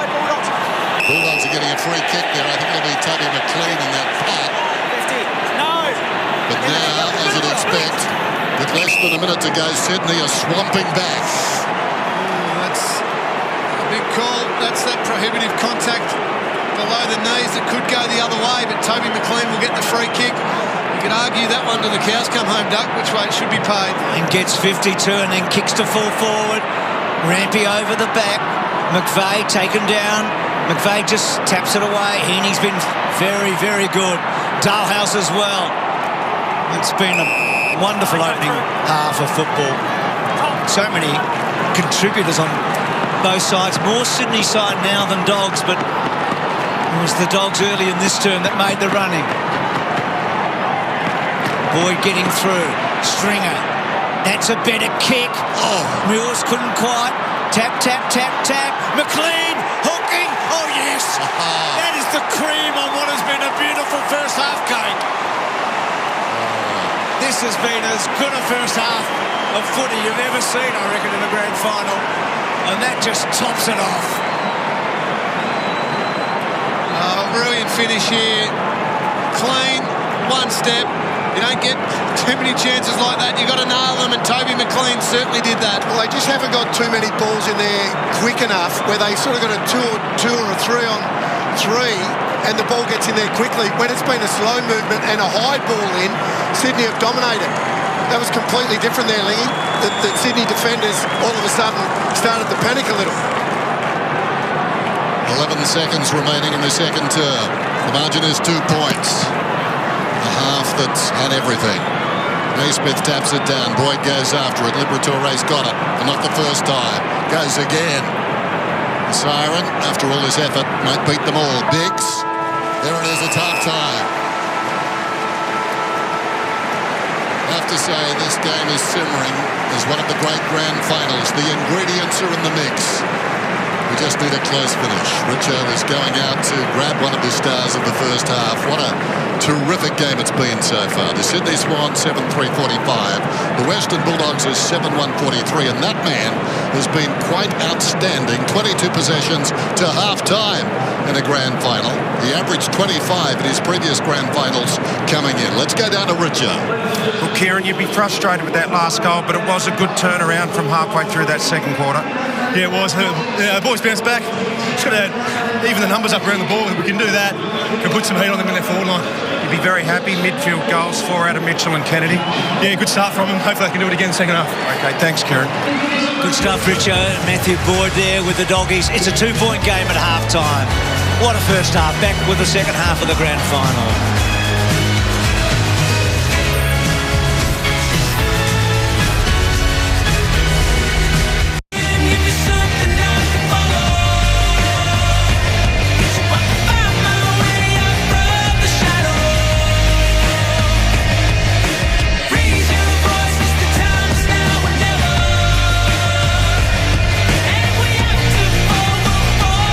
We came in thinking it might be one of the great grand finals, and if the first half is anything to go by, it is going to be some sort of a last 60 minutes. It has been full of defensive efforts which have been superb. It has been fierce and brutal and explosive. The heat has been immense. It's been frantic across the board. It has been a furnace. With 11 seconds left in the first half, the Dogs found something through McLean. Wasn't much, but it was enough here, space-wise, to get them back to within 2 points. Well, this is how all by 4 at quarter time, Swans by 2 at the long break. How do you like your grand final? This is how all the scoring is happening. There's only been a handful of marks taken inside 50. It's all crumbing goals. Who can make the most of those half chances, as McLean did just then? Exactly right, and that's the pressure from both teams. The ball going forward from the Doggies have been a little bit off, but as you said, if you kick those crumbing goals, it makes up for it. The movement of the ball from the Dogs inside 50 early, you said it looked panicked and without composure. And then when they got things rolling, the crumbing forwards from Bulldogs' point of view look really dangerous. Exactly right. As a forward, if you look at this is Smith on Grundy. He weighs 20 kilos less than him, but all you got to do is bring the ball to ground. Early on in the first quarter, Sydney took 3 or 4 important marks in their defensive 50, which they were able to defend the ball out. And if you watch here, the ball comes to ground. It gives their small forwards an opportunity. Picking here, turn into a goal kicker, gives them a bit of a crumb, and on the right, snaps a nice little goal. So it's given their coming forwards an opportunity. Lee, it was brutal early. It took 10 minutes before either side scored at all. Momentum with the Swans for a little bit, then absolutely with the Bulldogs, and then the Swans 4 goals in 7 minutes. Well, there was just no time and space in that first quarter, so there was only 3 goals scored. But then the game opened up just a little. There still wasn't much time or space, but players of either side, it was 11 goals obviously kicked in that second quarter, and Josh Kennedy, well, he was outstanding. He was winning the ball in the middle of the ground, but to kick a couple of goals when goals are just so valuable because they're so hard-earned today. Exactly right. That's the most exciting thing about these two teams. They can score fast. As you said, Kennedy's had 20, kicked 2 goals. I think Mitchell popped up for 18 and kicked 2 as well. So both teams can turn the switch. 3 goals in the first term, 11 in the second. Mitchell, 2 touches only in the first quarter, 14 in the second and 2 goals. How quickly can you turn your grand final around? Well, it's ebbed and flowed, hasn't it? Scoring has looked so difficult, and you thought early at quarter time, I thought this is going to be a really low-scoring grand final. But all of a sudden, it's opened up a little bit. With a little bit of fatigue setting in, it should open up a little more in the second half. So now there might be more opportunities for forwards to use their flair. At the moment, it's been second effort stuff. And that's what the Doggy supporters got to look at Jake Stringer. He has had the best of halves, but Mitchell didn't have the best of first quarters. All you got to do is turn it around. If Stringer can stick to it, he set up the last goal. If he can snag a couple, he should put the Doggies in going into the last quarter. We're going to the rooms with Tim Watson and Richo in just a moment. Dogs by 4 at quarter time. The Swans at the long break by just 2 points.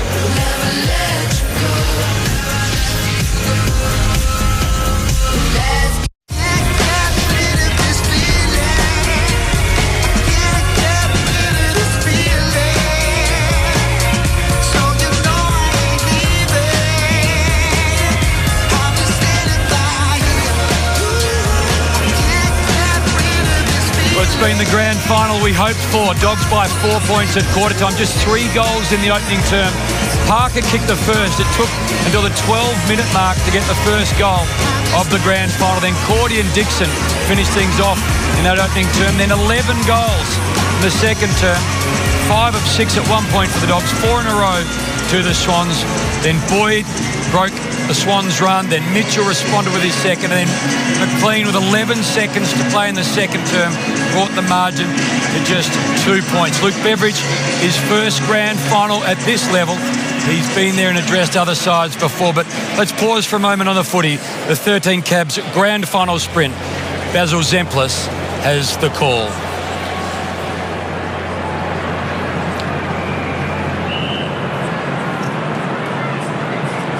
Final of the 1-3 Cabs Grand Final Sprint for 2016, and here are our 10 finalists. Harvinder Singh, the 32-year-old, the fastest cabbie in the land. Brad Lynch from the Western Bulldogs in lane 2. Anthony McDonald-Tipungwuti from Essendon in 3. 28-year-old James Shirley, who plays his footy with Murrumbina. Matt Jackdaw, the defending champion, in 5. Buse of Geelong in 6. James Rose alongside him from Sydney. Liam Sumner of Carlton in lane 8. Darcy Tucker of Fremantle in 9. And rounding out this field, Bailey Rice from St Kilda in lane 10. Let's get down to our starter. Gentlemen, on your marks, set. So Daw missed the start. They flew out. Tucker got away really well. Now Matt Jack coming through. James Shirley coming at him. Matt Jack might not hold on here. What a boil over. James Shirley, the 28-year-old from Murrumbina, has won the 13 Cabs Grand Final Sprint for 2016. Plays his football in the local league, won his way through into this final, and the amateur has beaten the professionals. What about that from James Shirley, the 28-year-old, and he denies Matt Jackdaw, who was trying to become just the 4th player to defend his grand final sprint title. So Matt Jack at the halfway had the lead, and then Shirley just mowed him down and gets the win. Well, a grand final day he will never forget. The winner of the 13 Cabs Grand Final Sprint for 2016 is James Shirley. He's with Richo. Well, James, how good's this, mate? Out on the MCG representing the Murrumbina Footy Club. Did you think you had him covered going in? I know Matt Jack's real quick, so I didn't know, but it's good to get the win. Mate, have you got a few friends down at Murrumbina Footy Club watching now? Yeah, they love it. They're all about it when I'm running in the games. That's about all I can do. Well, mate, you're knackered. Well done. You've won $5,000, which is going to go to the Ladder Foundation. From 1-3 Cabs, Simon presenting you with the cheque. Well done, mate. Yeah, thank you very much. Cheers. Well done, Richo. The famous 59. Have a look at this. It's Luke Beveridge and his disciples. He has sprinkled magic dust all over this team. What they've done in 24 months is quite remarkable, Lee. Yeah, so that is sort of a motivational thing there, Hodgie. It's not so much the tactics that he's talking to him about, but getting them up, getting them together, getting a bit of touch. It's a bit like a three-quarter time address, isn't it, really? But it's only half-time. Yeah, exactly right. Well, last time these two teams played, Sydney went in front just, was by about 10 points, and the Doggies kicked 6 goals to 2 in the third quarter. So they're probably going back, same kind of tactics against Sydney, try and move the ball, change the angles a little bit, and see if they can improve in the second half. Are you feeling more anxious and nervous at half-time after an hour of footy, given you're closer to the end and you're still no clearer on the result? I think with the Doggies, I reckon they were unsure what was going to happen. So going into the first half, they were just hoping they were going to be within striking distance. They've had a fantastic first half of football. They've kicked straight, going in at 7-1. So I reckon they're going in full of confidence, going to come out and hit the second half. There should be a build-up. At half-time, it's just halfway through the game. It's a normal game of footy.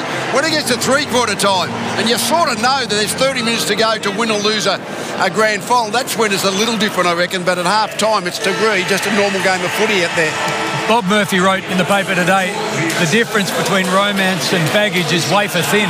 If it's 2 points at three-quarter time, that's exactly how they'll be thinking. Which way does the coin fall? Well, that's the way it is. The last two times they've played, there's been a kick in it. So both sides have been... When what the Bulldogs did, they stopped the Swans early split screen, which they've been so good at. So they've kept the game tight, and clearly it's anyone's game, which is the kind of tension we want, the competitive tension.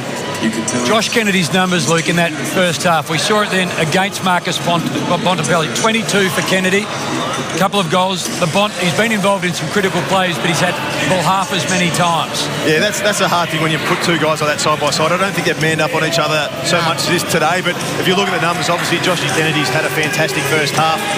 Clearly best on ground at this stage, but as we've seen with the Bont over the last few finals, all it takes is from him is a couple touches here or there, set up a few goals as he did just before half-time. He's looking to have another big half. 2 points only at the long break. A final thought from Lee and Hodgie on the other side. The Swans by just 2 in the biggest game of the year.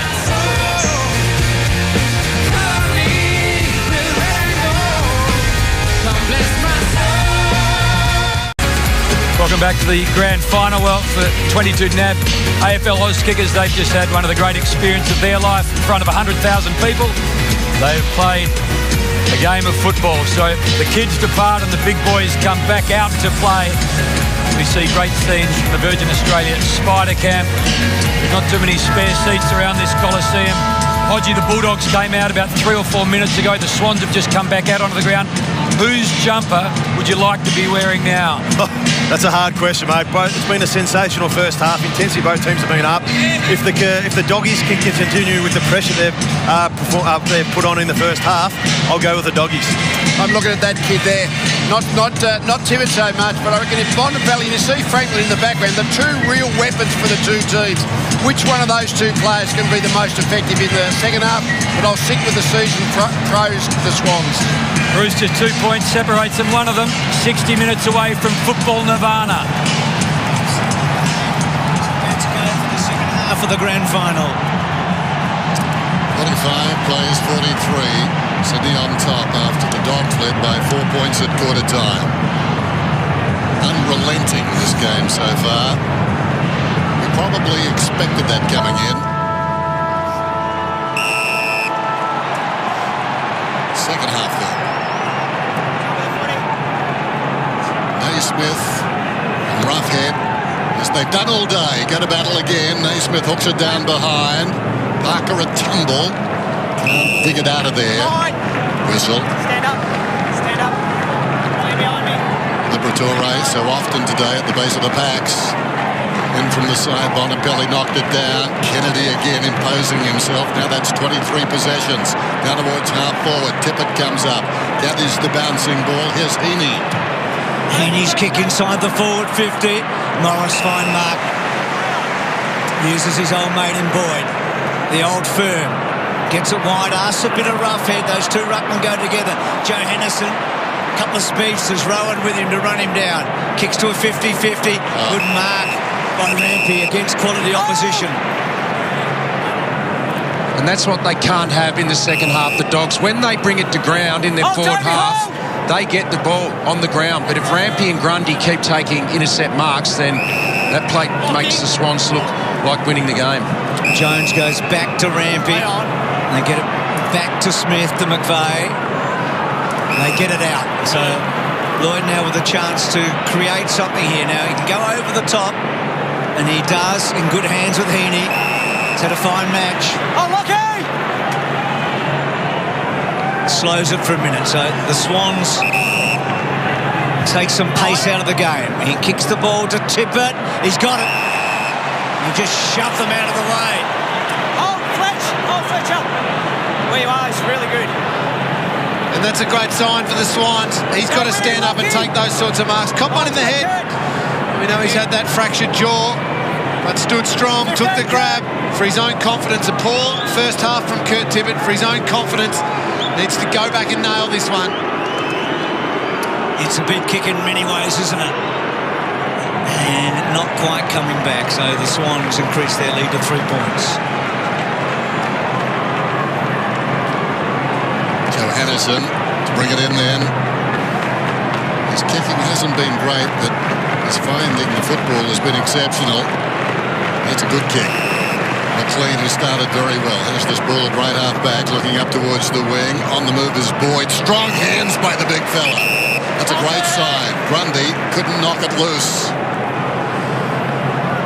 Boyd has kicked a couple from the wing to half forward. Smith eyes only for the ball. Knocked over by his own teammate. McLean gave it to Dixon. Wider to Daniel. Kicks into the oncoming McVeigh. And it ricochets out of bounds. It's been a great recovery, McVeigh. Calf injury kept him out last week. Mills back from a hammy the week before that again, in the first week of the finals. Naismith, rough head, Liberatore digging it out. McVeigh with courage. Kennedy, it spills out. McRae, high tackle, no free G to well there, McVeigh. Franklin had a rare fumble, but wraps him up and the ball up. So Buddy up the ground here, no goals, lots of tackles, some influence. He's had the ankle injury. He had a long talk to John Longmire on the runes before they came back out. That's a great smother by Libba. McLean taken high. Let him up or it's 50. That's a high contact. His Libba's been big in the last minute or so. Not in possessions, but just his will on the footy. That's a great smother. And quick gift to Hamling. Hamling doesn't quite get enough on it to fall forward. Ball's not out. McRae goes back and Dixon kicks his third and the Dogs are in front. Toby McLean got the free kick. He's very good at that, just lowering the shoulder. When you tackle him, you've got to go lower than that. And then smart by McRae, little give, and Tory Dixon having a wonderful game. Well, this is a good game of footy. The ruckman touched the footy, Roughhead out of the middle, kicks it down towards half forward, getting back. The mark is taken by Lloyd. Short, Mitchell, 15 possessions in the second term. Lloyd pushes up again from behind, kicks it down towards half forward, going back is Hamling. Dropped the mark though, chance for Morris. He couldn't control it, Tippet's over the footy, can't get that right arm free. He'll get a ball up. Dennis, really looking forward to seeing what Jake Stringer does in this second half. He's just come onto the ground, started the second half on the interchange bench after that discussion with the coach at half-time. Franklin can't get clear.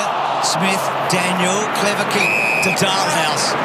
They spread it to Biggs. Started his career, of course, as a Swan. Cordy kicked a goal in the opening term. He had an influence. This is what he has to do, Cordy. He's got to hit up to the wings and get Grundy out of that defensive area where he took 5 intercept marks. Dunkley, oh, that's courage. And that's 50. 50 metres. Late bump. Settle down, I paid the 50. It was late. Yeah, well umpired. That was very late. Didn't need to do it and bumped.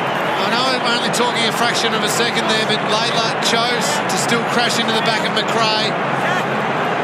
That's a costly 50 to give away. Huge chance here for the Dogs. McRae's only had one set shot all year. Do you remember it? Last week. It's the only time he's had a set shot. Pretty good one too. Yep, he's only kicked 2 goals this year in round 1, and last week when he nailed the winner was the only time he's taken a set shot for the year. This is the second time. They haven't missed from a set shot today. They're 4 and zip. The Swans are 2 and 4. There you go, big build-up. What a difference a week makes. Isaac Smith knows all about that stuff, doesn't he? It's a let-off. It certainly is. To the nervous kick. Grundy with a footy then. To the wing. Will Tippett get there? Gave a contest. Ball's in front. Joe Henderson accelerates away. Hunter along the boundary. Smith with no help. He knew that, so he hung onto the footy and crossed the boundary line. So blemish from McRae. Dogs lead it by 4. Early going third term in the grand final. Roughhead has done well, knocked it down to Hunter, stripped of the football though, rolls across towards a player in McRae who did well improvising. Picken hacks it as it bounces and kicks it about 5 metres and out of bounds. So a boundary throw in, 50 plays 46. And this crowd now at fever pitch. What a game it's been. What a game it promises to be.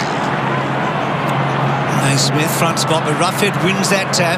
Picken couldn't quite get it out. Swans have got numbers. Hennebrey at the coalface. Mitchell, Hennebrey and Kennedy. Prolific first halves and goals to Mitchell and Kennedy. A couple of them. Laidler, that one smothered. Picken getting back to Stringer. Stringer's hands, okay, he was in a tight corner, and Daniel runs it out for a boundary throw-in. Just needs a goal, Stringer, though. He just needs to break the shackles. He looks intimidated, he looks overwhelmed just for the moment. Such a brilliant footballer, game breaker, but not so far today. Naismith, Roughhead. Not for a while, to be truthful. Smith forward. McVeigh holding Dalhouse up, vice versa, Bontempelli in hard, and the Dogs get a stoppage in a very dangerous spot. 25 metres out directly in front. Roughhead with the jump. Bontempelli came in the opposite direction. Picken, Hunter on his left foot, hooks. It's a behind. That third man up there, Bontempelli again, Lingy from a stoppage. Just so clever at that. Get the ball down to Hunter. And they only need a fraction of a second with ball in hand. We know how good their hands are. Those forward stoppages are becoming more dangerous for the Swans. Rampy to half-back. Franklin worked out of the contest. Biggs, Dunkley, Johannesson with the outside of the boot. Bontempelli will fly. Got hands to it. Didn't hang on. Hennebrey pushed to the back surely. No free kick. Wow. I went down next to him. I thought he went Ball down out inside the forward 50 for the Western Bulldogs, who are now pressing. Third man up again. Bontempelli did nothing. Naismith crumbed it, kicks it up towards the wing. And now Tippett finds himself in space and surrounded, played it brilliantly. Got it to Franklin. Franklin just forward of the wing. Demanding it long is Richards. He goes in that direction. And Richards finds space and takes the mark. Gee, that's a superb kick by Buddy Franklin. Well weighted. Got it over the top of the defender. There was nothing the Bulldogs defender could do then. Perfect kick to Richards. We've marvelled at his field kicking throughout the finals, Duck. A display then again from Lance Franklin. Xavier Richards then in there for kicking goals. Can he kick one now? Well, not sure he tried. That's a poor kick to the opposite pocket. Roughhead is going to be granted a free kick. These big fellas, Naismith and Roughhead, worked tirelessly this afternoon. Passed the eye test, didn't he, Roughhead? He's had a huge contribution. Big fly from Mills. Cordy was first to the ball and now wrestling it out. Did very well. Hunter, Daniel, Stringer. Well done, Stringer. And does he keep it in? No, nothing quite going right, but a better effort there. That might give him a slight lift. Plenty of upside there if you're a Doggy fan. Rampy to construct from centre wing to Jones. Across half-back then Jones. To Laidler. Stay clear. Much travelled. Mills. A little untidy. Still a good kick though. Richards now a runner inside Franklin. Centre on his left side. Runs into trouble though. Goes back hoping for help. Richards over the football. Finds Lloyd. Lloyd goes inside. Jones back to Lloyd. Forced a hand pass to centre half-back Rampy. Takes a step back. Assesses the terrain and comes out wide. That's a telling kick that got there quickly. Jack plays on, kicks inside the forward 50, working in front Parker. Boyd is with him. Boyd goes back. It was touched first by Parker. In goes Roughhead, taken down by Parker. Wonderful reflex work by Parker to his feet and tackling in a split second. Spot on, Den. I reckon in this second half they're going to have to get something out of McGlynn and Papley inside that forward 50. When it hits the ground down the other end, the Dogs are so dangerous. Here's Kennedy. Could he kick a third? No.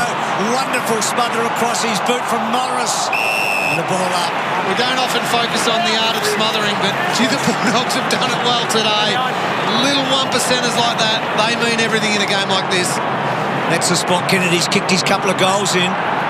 Boyd doesn't quite get it out. Jack is out in the back. Bontempelli rides him down, turns him over, and ball up again. What about the tackling from both teams? once again, right from the start until now, neither team has had room to use the footy. Dogs lead it by 5 then. Tippett tries to direct it across to Kennedy. Down goes Hewitt. Bontempelli emerges with a football. Kicks towards the outer side. How will it bounce? Awkwardly. Comes back towards Mills. Claimed it as second there and taken down, but he got it off. That was well played to Smith. His kick still inside the centre square. Charging through is Smith. Gives it to Mitchell. Mitchell just sets one up. About 20 metres out. Tippett, the temerity to claim a mark. Gave it across to Parker. His kick went about 5 metres. Taken by Roughhead. Kicks it back outside the 50. From behind Biggs. Didn't mark it. Got it on the bounce and kicks it down towards half forward. Important ball here now. Labour a left footer, but he went the right way and gets to another lefty in Rampy. And then Rampy, that's a very good kick. It was dangerous, but you had to cut the line. Jack goes to half forward. Now look at Franklin here. Let's see his movement. Can he get some separation? It's a clever kick. It was going to go through. It's kept in. It's a behind. Gee, thought his way through there, buddy. There's no explosion today because of the ankle, but he did everything here to will this one home, didn't he? Yep. Didn't quite hit it right. Meantime, Johannesson has kicked it to himself and kicks towards the outer side wing. In front, Stringer. Second chance for Stringer. Brilliantly done, Mitchell. Stripped him of the ball. Gave it to Mills, to Hewitt. And now down the line, Heaney. Awkward half volley in front of Packley. And it goes across the boundary line, and Heaney is slow to get up. 51 plays 47. Midway through this third term. Grueling grand final. Boyd and Tippett. Boyd at the second attempt knocks it down. Jack left without it. Boyd goes after it. Zach Heaney just looked a little bit sore after this. You see there, Biggs coming through, just took out his ankle, rolled outwards. He looks like he's going to stay on the ground though. Parker, third man up, gave Jack half a chance. Hewitt, well done. Mitchell misses McGlynn. Morris held up in the tackle. Bontempelli runs hard, kicks long. 1-on-1 at the back, Rampy. Smith, not quick, but he does think, well, that's a beautiful half volley from Lloyd. Oops. Back to Smith. And then Smith with some time finds Richard. So Richard's getting involved in this quarter. Little kick down the line. McGlynn's been quiet. Richo talked about Papley, McGlynn. They haven't really had an impact. They haven't hit that board. McGlynn's kick is clever to Franklin. Franklin's still a big shadow over this game, even though he's not fully fit. What does he do here? Does he find a target? It's a beautiful kick. Oh. Is that 50? That's got to be. Should be 50.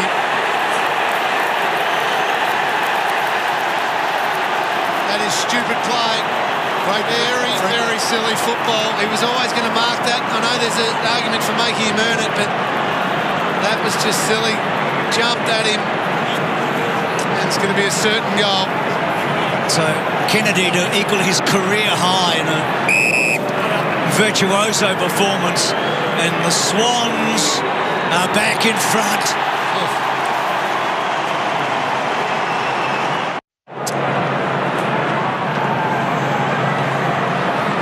Well, Ron Barassi in 1954 was 18 years of age when he played against Teddy Whitten's Bulldogs when they won their only flag. It was the first grand final Barras played in. Back in the middle, Boyd on the ground, just knocked it forward. Parker claimed by Becken. Dalhouse throws the body in.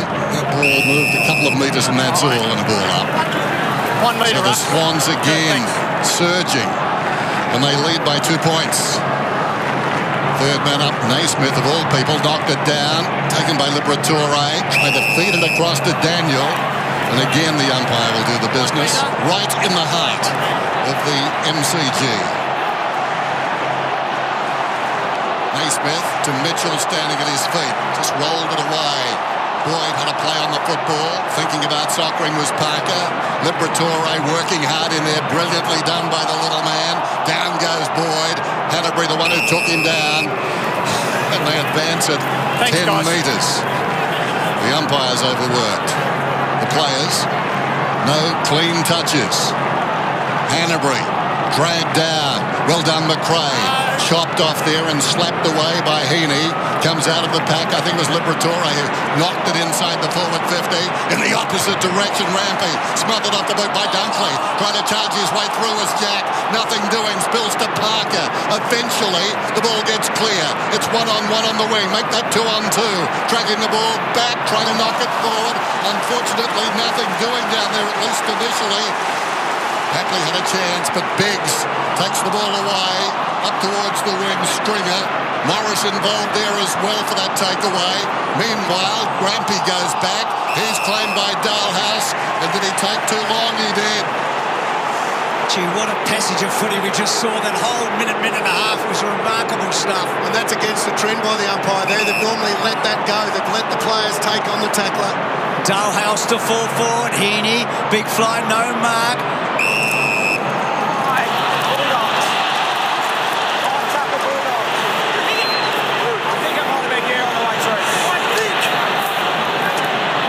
So Clay Smith, the hero of last week. Now is this... Well, gee. Just one of those unlucky ones. What about Dale Morris at the other end? That is superb. Won the ball back for his team. That's the reason why Smith's having a shot. 4 goals last week. 1 goal in the grand final. The Dogs back in front. 5 league changes today already. And even the biggest stars reckon it's all right, don't they? What about Dale Morris? We sang his praises earlier in the game. Wonderful there. Back at half-back. Getting them out of trouble. Eventually, they converted. Now Boyd does nicely. McRae alongside the centre circles. Kicks inside the forward 50. Liberatore trying to restrain Rampy. He won't be restrained, though. Gives it to a teammate there in Grundy. Now McVeigh. McVeigh deep in defence, short, not 15. Mills gives it back to him now. McVeigh then drives to the outer side, knocked down by Roberts. Richards trying to clear a path for a teammate. That was Jack, but he left the ball behind. Bontempelli boots the ball inside the 50. McLean a hand pass. Boyd, Matthew Boyd kicks it down towards full forward. Mills goes back, tackled by Stringer, gives it to Rampy. And the ball goes across the line for a behind. So many changes, 5 changes to lead, but again, now you feel like it's the Dogs, don't you? You feel like suddenly the momentum is with them. Clever kick by Bontempelli. Oh, absolutely, Wayne. I mean, he gained some meterage. He put it into a dangerous spot, didn't he? He hasn't had a whole lot of the ball, but he's been very influential. Kennedy's had a heap of it. The kick to centre wing. Papley couldn't quite. Richo. Just Sydney, so many goals from their midfield so far. Yeah, 5 out of their 8 have come from the midfield. 3 to Kennedy, 2 to Mitchell, and 1 to Luke Parker. 6, they've had nothing out of any of their starting forwards. Tippett, Franklin, Rowan's the only one that's kicked a goal. That's not sustainable. The forward line has to impact if they're going to win this game. Bontempelli hand passes straight up in the air, snatched away by Kennedy. McGlynn, now Jones, kicks it towards half-forward Franklin. Hamling peeled off, didn't knock it forward. Now they've got a problem. Did Roberts have the football? Apparently he did. Slapped out of there by Morris. Well played. Hand pass came from McRae. Boyd, his second opportunity. Kicks it up towards the wing. Bontempelli. Morris involved again behind play in that last exchange. Morris and Boyd doing great work in defence. Dixon, number 29, turned 29 on Monday. Sends a long ball down towards the pocket. Grundy! Oh, he's been wonderful. Yeah, can't afford to just bomb the ball like that. The Bulldogs done it time and time again, and Grundy has marked everything when they've done it. And Lingy Bontempelli's the one that's lifting, isn't he? The last 5 minutes, Bontempelli's been huge. McVeigh, good kick. Rowan, can he use his run? No. Corralled by Wood. So Sydney starved for the ball in their forward 50 for a while here. 5 points behind. Tippett's just come on, and he's going to have a mismatch if they can get it in there. Gee, not sure what Rowan was really trying to do there. And the ball in. It's a head clash. He was down for a long time after that too, Kennedy. Had to go really deep into defence. He's cleared his head. Don't forget he got knocked down a couple of weeks ago, 3 weeks ago against the Giants in that first final too. Naismith tries to paddle it forward. Jack got the arms free. Ball falls to the ground. Bontempelli knew where the help was. McRae, Dalhouse. They run 3 of them down the outer side towards half-forward, but the kick is marked by Laidler. Numbers didn't help where the ball was coming from. Laidler to Rampy. Having a good term, Rampy. Some indecision though, backs off at least initially, thinks about a hand pass, will go down the line now to a contest, but he's got tall representation. And Naismith certainly hasn't been overawed in this grand final. Got the ball forward at right half back. Boyd, can he do likewise? Yes, he can. He returns serve. He's been impressive, Boyd, in the last month or so. He's hard as much as his class, hasn't he? That's where you needed Tippett or Franklin to give a contest down the line. They just were out of position. Biggs to Morris. There's Franklin. Hard on Morris and forces the error. I feel like Buddy is moving slightly better at the moment. He hasn't hit the scoreboard. So Nick Smith, who kicked his first goal in 3 years today, that's a poor kick. And Morris, who is just so gutsy. I mean, he knew Franklin was close by, but he wasn't going to take his eye off the ball. And they're double teaming Buddy at the moment, the Bulldogs. Every time it goes there, that means Tippett, Gary Rowan, got to get dangerous. Boyd, they've done well here, the Dogs. McRae, now he's not going to scamper off. He's going to wait. This guy can scamper, run. Naismith running hard. Well done, big Naismith. But he gets the ball just over Mills. Picken, Liver's hands good. McLean's hands good. Hunter's a left footer. Daniel's a good start shot. And he's missed. But what about the build-up? And what about when Joe Henderson took off and Naismith ran his heart out the big guy? Wasn't he good, Naismith? He was. It wasn't quite gentle in Rioli then, but it was pretty good. And he affected the kick, certainly, didn't he? Now Lloyd to bring it in. 2.5 minutes out from three-quarter time. Dogs up by 6 points. Lloyd short to the pocket and Rampy.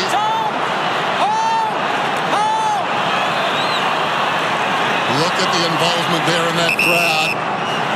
Riding every kick, every bump, every tackle. 50 metres, too high, 50 metres. That's against Libba. Didn't quite see that. Oh, there you go. That's there. No question. No doubt. So Rampy's got the football. There's Dad trying to make sense of that. And his son's been very good. Mills pushes up. He's marked at right half back. We haven't seen any fluent Sydney ball movement, though, in a long time. The Bulldogs, on the other hand, they're opening the Swans up on the outside. It's a little bit worrying. Well, their gut runner in Hanbury hasn't touched the ball this quarter. Rowan's had one touch. Big problems with there. I mean, the scoreboard's so close, but at the moment, the Bulldogs are pushing and pushing and pushing. Joe Henderson with that run and carry, and then gets the ball to Dalhouse. It's a beautiful kick. It was the one thing missing from Joe Henderson in the first half. And you feel like they are opening them up. How many times we've seen the Swans stagnant at half-back, Dalhouse back? Well, this is a good play because this might bring Stringer into it. It does, but he misses. But they stretch that lead. They get it beyond the goal. We haven't had it beyond the goal for a fair while in this match. Lloyd's bring it in, wasting no time. Target is Naismith, but the man who takes the mark is Boyd. Tom Boyd gives it across to Hunter, drives it back towards full forward. Pickens surrounded, got hands to it. Smith arrived, tackled immediately by his opposite number, his namesake. Dragged down, it rolls across to Picken. He went down. McVeigh at close quarters gave it to Parker. Parker under duress, kicks it back out. Tom Boyd once more. Oh, this is the emergence of a young star. The finals round has certainly seen another Tom Boyd. And those last two marks pivotal as they push on to victory. His hands have been good today. He dropped the first mark of the game on his chest, but his hands have been brilliant. This might be just beyond him. He's clearly very confident that he can make the distance. We're about to find out. So valiant in the second half last week. Rucking against Mummy. Kick is on the way. And this one just missing to the right. Got the distance. Margin is 8 points. Kicked a couple. Well, had a huge third term here. He's had a massive third term. I've never seen him in a game mark the ball as well as he has today. What a time to do it. Well, he's had career high contested marks, Wayne, today. Huge effort by him. Dogs slightly on top. You can see that for yourself. Jones to Kennedy. The numbers not so big for these great Sydney players. They couldn't keep it going. Kennedy, Naismith, Tippett, spreads it. Here is Hanbury. Richo talked about him. Hardly seen him. McGlynn's been so quiet today. Well played by McRae. And the Bulldogs are going to lead at three-quarter time. Macca, we know that the Sydney Swans have been the best first quarter side in the competition, but this season, trailing at three-quarter time, they haven't won a game. Gee. Well, that's what they'll be doing, Tim, whatever happens in the next few seconds. It's not much in it on that board. It has been a grand final to savour with so much still to come. Three-quarter time in the big one. And it's the Dogs 61, the Swans 53.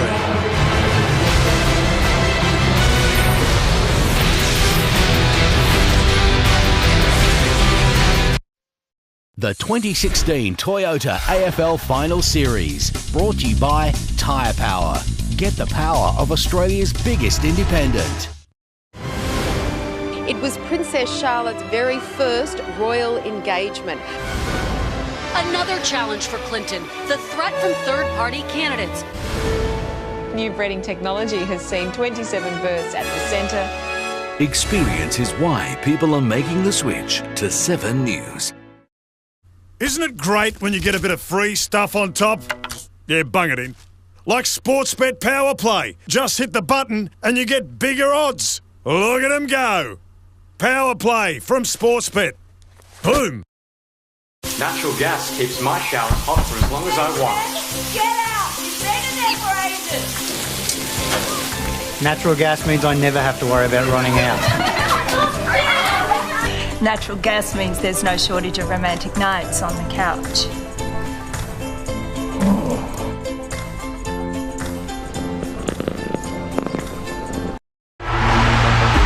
Two years ago, it was desperation time for Sydney. They let themselves down in that grand final. And what about 1954 when Charlie Sutton and Teddy Whitten, and then almost the Dogs looked as if they were going to be merging, and then of course this, the big injury of the year with Bob Murphy. And what about this? They're into their first grand final since 1961, and here they are at three-quarter time, and they lead by 8 points. Only one team, Richo and Tim, has come from behind in the last 32 years at three-quarter time to win a grand final, and that was Lingy's Cats in 2009. Well, Mackie, you couldn't deny the Bulldogs. We've already seen them through this final series, go on the road to the West, come back to Melbourne, go on the road to Sydney. A lot of players look tired there at three-quarter time, having their legs massaged by the training staff, but I think they've still got plenty left in them, Richo. Oh, certainly they have. When the ball got them out into space, they looked the far more dangerous team in that third quarter.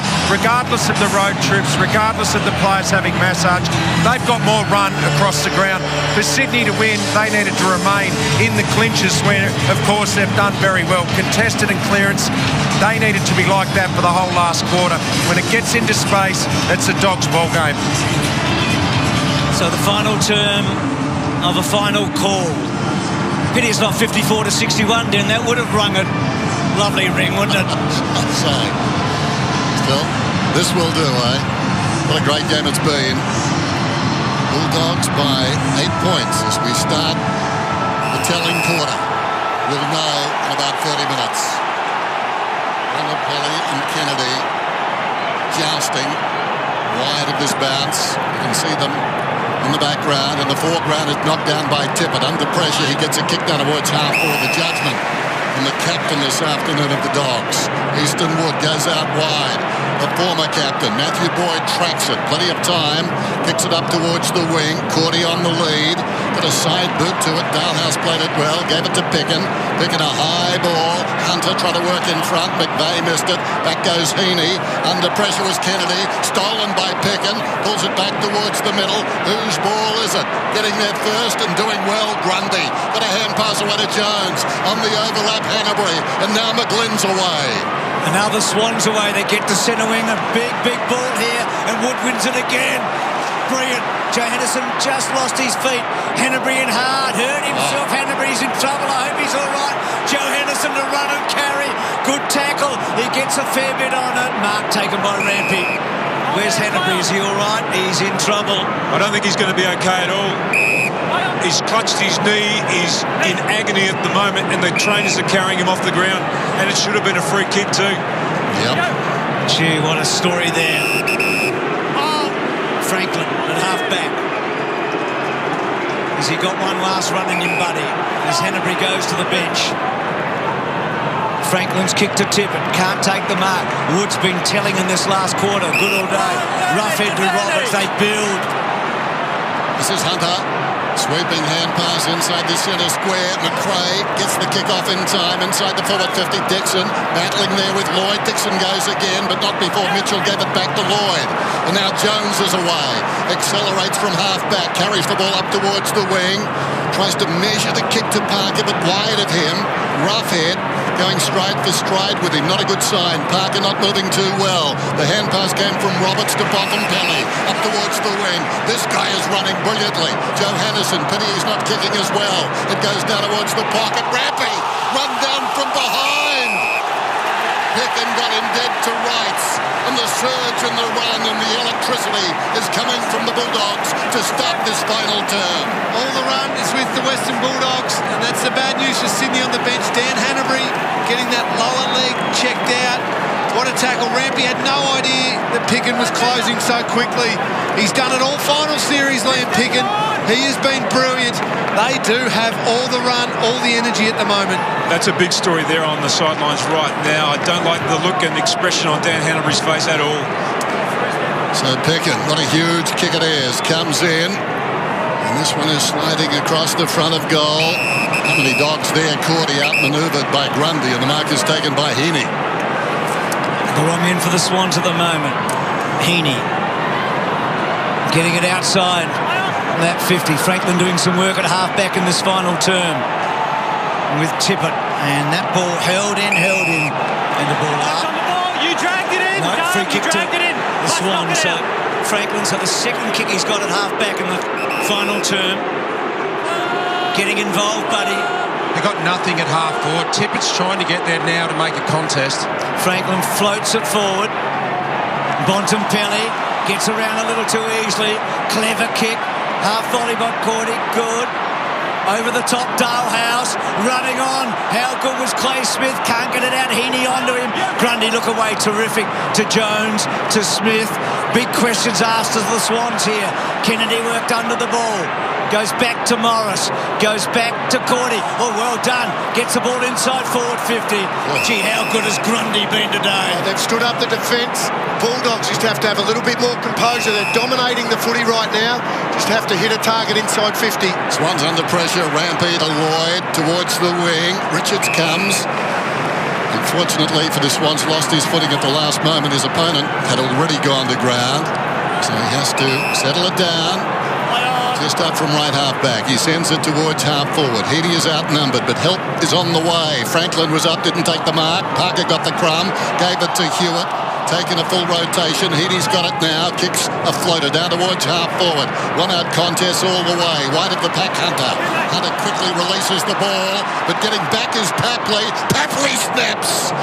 And he misses to the near side. Had to give that then, Tom Papley. Had to give it to Josh Kennedy. Wasted chance. Here's Dan Hanbury. Oh, that is got medial ligament written all over it in your knee. Maybe even worse than that. Oh, he's going to be sore. No wonder Tim's worried about him coming back out in the ground. Oh, Boyd again. Remarkable. Incredible. And then kicks to a one-on-one contest. Not much in this game, but the Swans need the opening goal here. Richards gets it back to forward 50. Papley subdued for most of the day. Has to hit the scoreboard in the last quarter. And the ball up. Boyd has been unbelievable since half-time. They almost need him to be doing that in their forward 50 when they kick it long. It's a brilliant mark. You know what it's reminding me of? The 2011 Grand Final, Tom Hawkins. Basically, Hawkins' coming out party. Yep, and you become a different player after that, don't you? Naismith, we've got that 54-61 Bulldog scoreboard for the moment. The kick inside forward 50. Hamlin, so courageous. Goes wide, they open up. Daniel's on the run here. If Biggs goes to him, he does. So Daniel now takes the mark at right half back. He'll bypass the short man, goes long looking for Stringer. Had it thumped away. Chance for Heaney, clever by Cordy. Knocked it into the path of Hunter. Tackle from behind by Laidler. And the Swans able to tie it up. Just over 14 minutes remaining in this final quarter. Well, that's remarkable too. Hanbury is on his feet and jogging on the boundary as Kennedy continues to do what he's done all afternoon. Gave it across to Jones, bounces it to Papley. Papley on the wing to space. Franklin is surging after this one, and he gets there. Had the acceleration that time, and now this is his spot. He doesn't look good, Dan Hannebery. He's trying his hardest, but if as soon as he tries to change direction, he winces in pain. But I think he's going to have a crack. He's a gutsy player. This is what the Swans have been able to do all final series. When they've been dominated, they've been able to go to the other end of the ground and kick that important goal. Bulldogs dominating here. Sydney might get that goal. 80 goals for the season, 12 possessions this afternoon, none of them goals. The angle opens up for the left footer, and the champion nails it. Never deviated. Well, he knew how big that was. He's worked so hard in this last quarter. That's a massive goal. Gone from one end of the ground to the other. Hasn't happened too often in this game. Kennedy, by the way, just the third man to have 30 and 3 goals in a grand final. Smith out of the centre. Dogs by a point. Picken, good contest, but a better mark taken by Smith. Not off. Play on. What an effort by the Swans. If they are to win this match, you would think the first 7-8 minutes of this quarter where they held up the Dogs will be the telling moment. And what about the bravery of this young fella, the symbolism of him back on the ground? If that is a medial ligament, he will be able to run in straight lines, but Richo's right, he will not be able to change directions for the rest of this game. Hewitt, no influence, and then that ball tapped out. Is it a boundary throw-in? It is. He was wincing in a bit of pain when he actually kicked that footy there, Hannebery. Look at this. He kicks that and you can see he can't put any power through that at all. No. Bulldogs by a point then, falls in front. Mitchell tried to crash the pack. Daniel and waiting, kicks it down towards half forward. Cordy gets into his move, now he's in trouble. Comes back to Stringer. Great tackle by Heaney, got him down. Ball up. Every possession, every contest vital now. 12.5 minutes out from full time. Mitchell dancing through the pack. Releases Hewitt. He was dragged down from behind. Bontempelli tracks the football back. Goes around Tippett. Gives it to McRae in space. He drives it back towards the 50. Picken from behind! Picken from behind! What a mark! The littlest man at the threesome. He's got the ball about 55 metres out. Sydney running men back towards the goal square. Liam Picken comes in, thinks he can do the trip. It's a long kick, won't get the trip. Heaney angles a punch cleverly back across the boundary. I thought we were looking at his dad there, Billy Picken. That is a brilliant mark. Just hovered in the air. As he was coming down, he's taken that. That is a fantastic grab by Liam Picken. His dad played in 5 grand finals. He's a great player for Collingwood. Didn't get that premiership cup. That was a Billy Picken special. It's a Liam Picken special. Roughhead. Boyd. Ball not coming out. All those goals in the second quarter, you think back to all those goals, those 11 goals in the second quarter, Hannebery off the ground. Wonder if he can come back, McRae. Stringer! Oh yes, he's done it! The package! Might deliver a cup! Right, he's had a quiet day, but it doesn't matter. You can do that in the last quarter. He could still have a massive influence. That's a huge goal. In actual fact, his goals in the finals have all come from snaps. Still plenty of time. Margin 7 points. Naismith up. Thumps it forward. Parker, misfortune to slip over. Gives it to Hewitt. Hewitt under pressure. Goes with the left peg down towards the forward pocket. In from the side, Rowan. Spills in front, Kennedy. Boyd is there for the Dogs. Hand passes outside the 50. Kennedy can't get the arms free to hand pass, so forced to kick. Down towards the pocket. Morris jumped from behind. Boyd was in there. That's going to be incorrect disposal. Hewitt worked hard moments ago. He was in the centre square. And now he's got a shot at goal, the youngster. The man on the mark about 30 metres out, 10 metres in from the boundary. It's a hard call, that. Just tapped it. George Hewitt. A thankful kick, perhaps. He's got the goal. It's on again. A point the difference. Remarkable day. They couldn't nail their set shots earlier today. Franklin nails one. Hewitt nails one. Back to a point. Hanbury back to the bench too, Bruce. That should come back. You got a gut feeling, Richo? Oh, he's just not right. He's in a lot of pain. He's trying to tell the doc and that he's okay. We know how gutsy he is, but he's clearly not okay. Live it tough and hard. Gets it forward.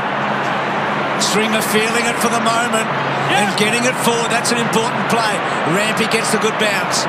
What a fine player he is, the All-Australian. It was touched on the way through. Biggs knew it. He has to get away. He can't. Good tackle, Papley. Heaney, little hands, not great. Swans got numbers. Papley burrowing, can't get through.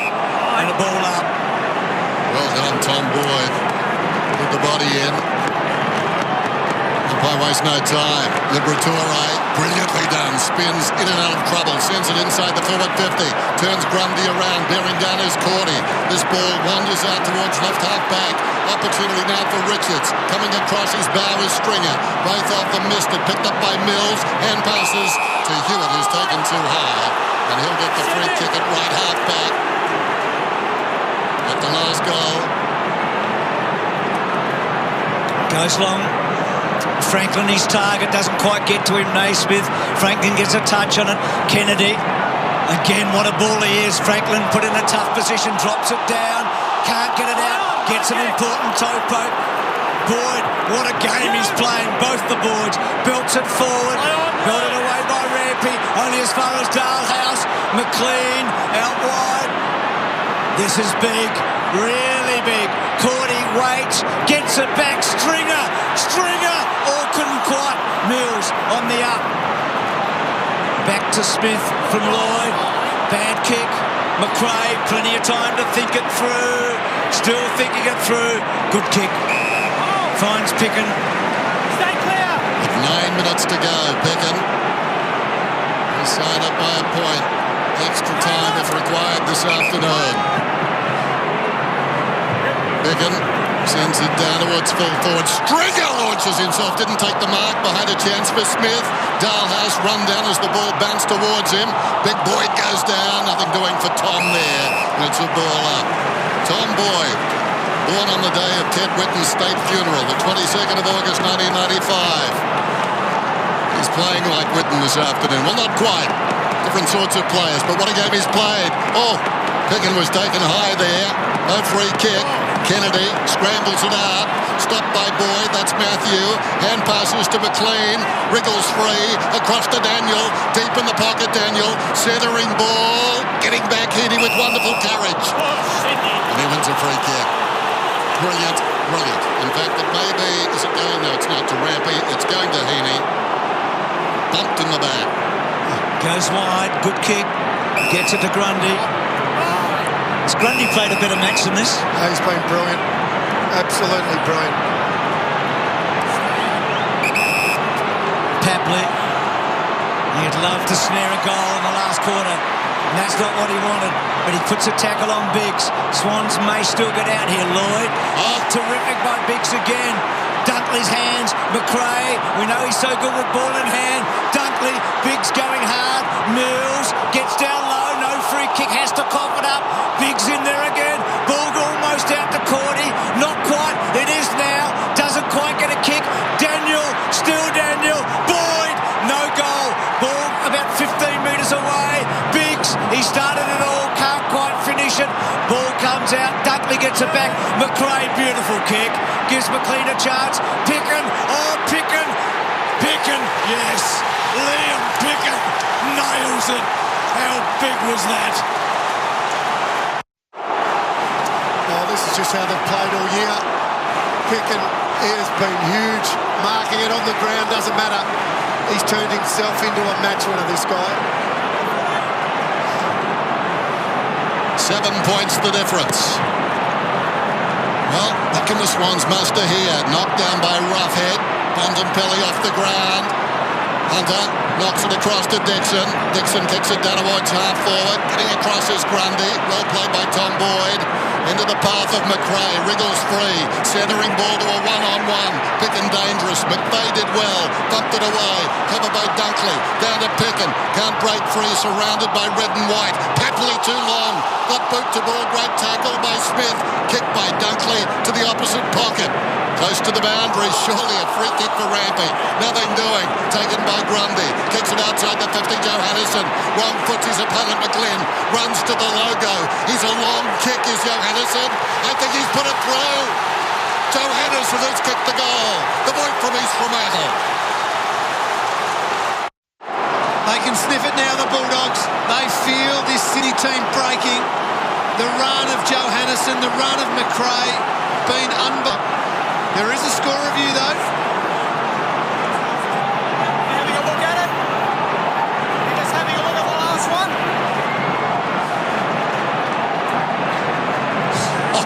Gee, it's close. It might be pointless. Is it? Is the ball completely over? There's a fat bit, there's skinny bit. I keep saying that. Is he touched? I reckon it's just Review over. complete. The score is a behind. The ball's touched. Not completely across the line, I would say. Yeah. That's their call. What a huge call. It's a massive call. And the Dog supporters are dismayed. They fear things like this. The Bulldogs players now have just got to regroup, just stay calm, because they do have this game. They have the momentum. They've got to turn it into another goal. Rampy to himself. Can he give them some bounce like Johannesson? He's played well, Rampy. Straight down the middle. Naismith. Rough hit. Passed the test yesterday for the optometrist. Playing today has been excellent. Kicks the ball wide. A defensive kick. Boyd's been marking everything. Play on. It was McLean that was the highest. McRae gets a lot on it to full forward. Jones belts it over. And the Swans are on their knees, and Bob Murphy can hardly bear to watch. 9 points the difference then. Back in round 3, it was Murphy who did his knee. What a recovery they've made over all those injuries. They kept fighting. Can they fight on from here? Ball to the pack, it's Hunter. Kicks inside the forward 50. No, says Jones. This is Mills. Kicks it back towards the wing. In front, Franklin. Knocked away by Morris. Naismith sold a teammate into trouble. Quick thinking by Kennedy. And Franklin was run down. Tom Boyd's got it. Tom Boyd goes long. How will it bounce? The stadium holds its breath. It's a goal. And the western suburbs erupt. The man who's done the simple things well all year, Dale Morris, he provided that goal for Tom Boyd, but what a moment, what a game for Tom Boyd. Sensational. Swans need 3 goals. They probably need a miracle. Bontempelli can't quite get it out. Franklin gets hold of it now. Can he run and carry it, Buddy? He's trying to. Kicks it forward. It's a good kick. It's a brilliant kick again. And McGlynn, who's hardly been sighted all day, has a chance to keep them in the match. Has to kick this for Sydney to win today. They won't come back if he misses. Gee, Buddy was good there.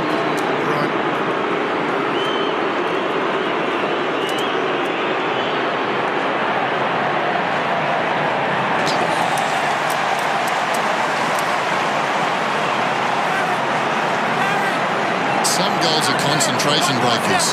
You kick them and suddenly you think you've won the game, and the Bulldogs a bit like that with that last set of outs, but Johannesson drives it towards the outer side, off hands, pushing through his Bontempelli.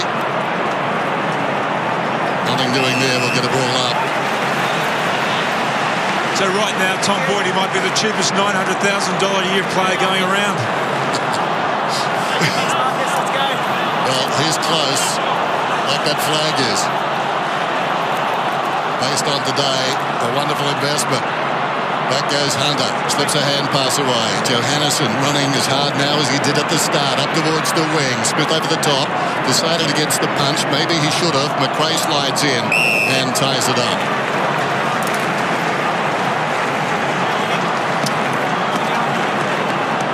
nearly 100,000, eh?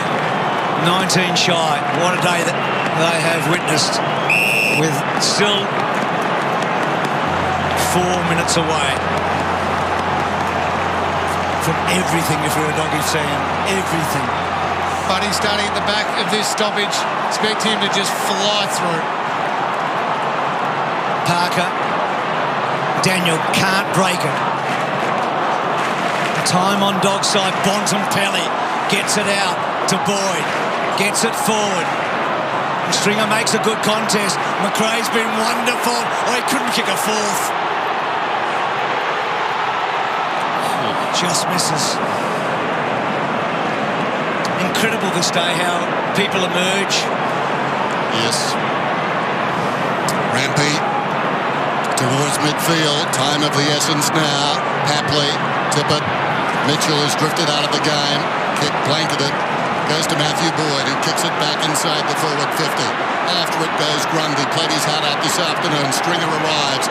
Grundy a defiant push across to Rampy. In goes McVeigh. Back to Grundy, still recovering. Smith under pressure. Just did enough. Gave it across towards Jones, and out of defence the high ball comes from Lloyd. Mark is taken by Franklin. Under 3 minutes remaining. Franklin up on his toes, dancing, just kicks it to space. There was no one on deep. Matthew Lloyd just ambles after it. They're consuming some time. Well played, Roberts across to Morris. Now Johannesson, and they're out. Dunkley around the outer side. He's got numbers forward if they can win this contest. Stringer did well. Dalhouse to Daniel to Stringer, having an impact at last. That big goal in the last quarter. Good kick. Gives Pickett a chance. It's over. It's all over. The drought. The dam wall is busted. It's 62 long years. They are now experiencing the greatest feeling you will ever feel as a player.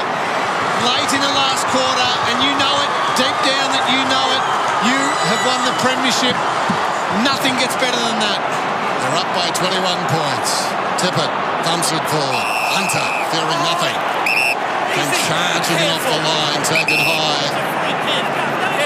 Barely a scratch. Don't give it away. He's floating on air like his teammates now. The realisation is theirs. They've won the premiership. The second for this club. Since their last grand final, they've been beaten in 7 preliminary finals. Down comes Luke Beveridge. It's time for a Beveridge. The underdogs are on top of the world. What a story.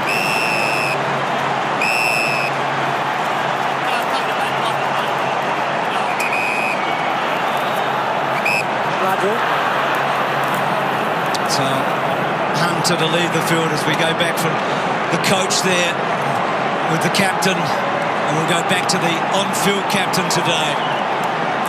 Incredible scenes.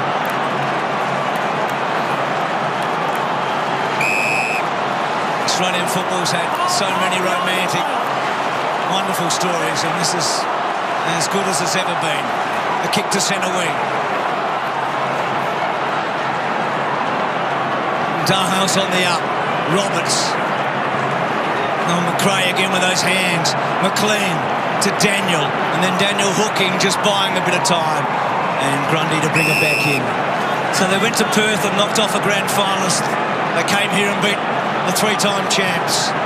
They went to Sydney and beat the Giants, and now they're Giants themselves. Enough to make grown men cry, and they are on the boundary line. Bontempelli to Roberts, a hand pass to half forward and Dixon to Daniel. They're irrepressible now. They've run hard all season. They're running harder at the end of this historic grand final. Picken to Stringer, Jones defiantly, but it stands for naught. McLean taken high. 30 seconds to go. Tony Liberatore was in a few of those losing preliminary finals. He won a Brownlow medal. He's felt their pain.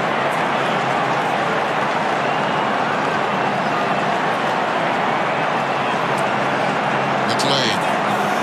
It's simply icing on the cake. What a day. McLean will kick virtually on the siren. He misses. But they don't miss out. Their day, their year, their joy.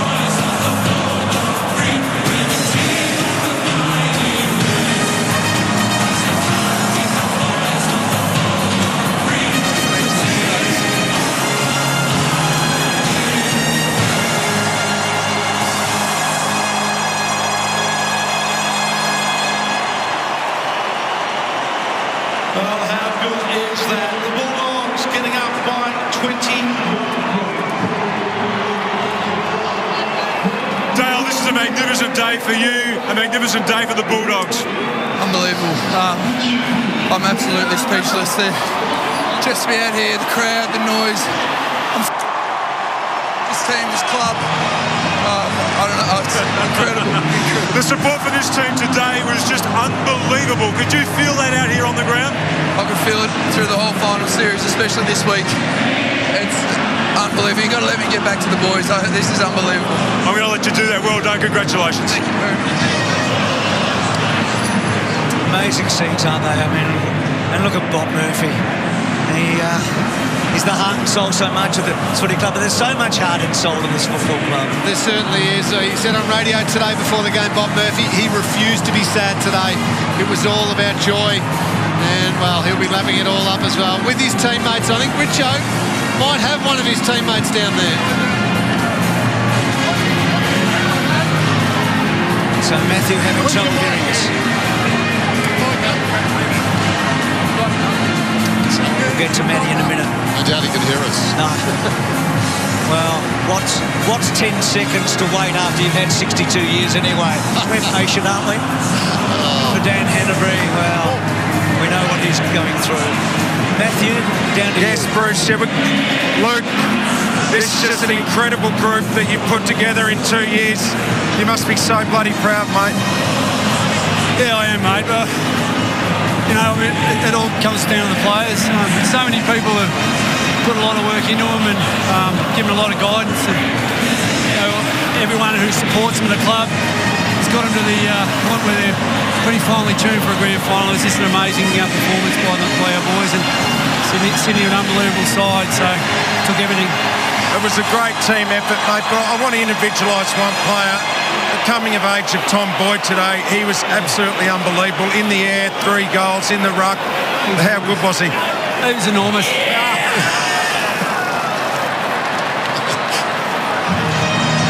How's that feel? We're officially Yanks now. After that, Porty was amazing. Him and Ruffy have formed an unbelievable partnership, this year, and just see what he did, and probably left his best till last. So, I suppose it'll go down as one of those unbelievable grand final performances, hopefully for him. Oh, it certainly was an unbelievable performance. What about some of the older statesmen, like Dale Morris, Matty Boyd? Some of their individual efforts and stages through this game were so crucial. They were. we needed composure as well as the real grit and hardness around the ball, and they're just great guiding hands down there. And Easton the whole back line was tremendous. We felt like they had too many clean entries, and they held up really well until our midfield got a little bit of control in the back half. So that whole back line was enormous. JJ, Biggsy, some of those efforts in the last quarter were just sensational. Mate, congratulations. Enjoy it. Thanks, mate. Luke Beveridge saying we're Yanks now. Well, to pitch a line from a famous Yank caller, Al Michaels. When Luke Beveridge got to the club, do you believe in miracles? It was a long way away from where they are now. It was a day we'll never forget.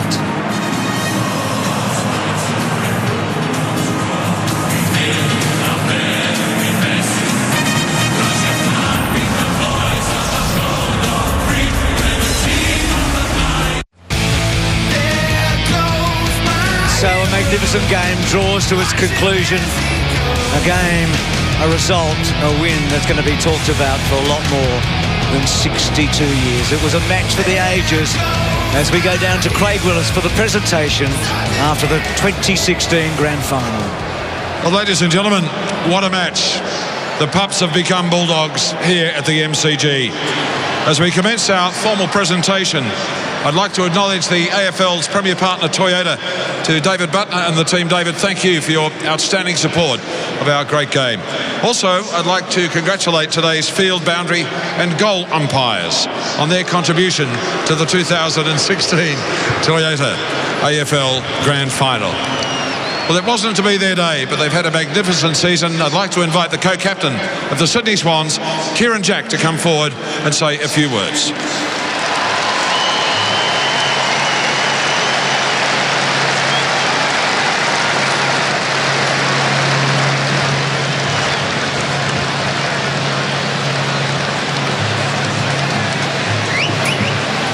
Yeah, look, firstly, just a huge congratulations. Luke Beveridge, Easton Wood, Bulldogs boys. It's been a really even competition all year. You guys play footy the right way, so well congratulated today.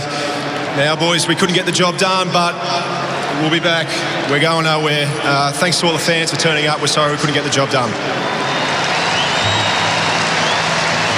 Thank you, Kieran. I look forward to seeing you and the Swans in action in season 2017. Ladies and gentlemen, would you now welcome former North Melbourne Premiership player, a winner of the Norm Smith Medal back in 1999, Shannon Grant, to present the Norm Smith Medal to the player adjudged best of field in today's Grand Final. The winner of this year's Norm Smith medalist is Jason Johannesson.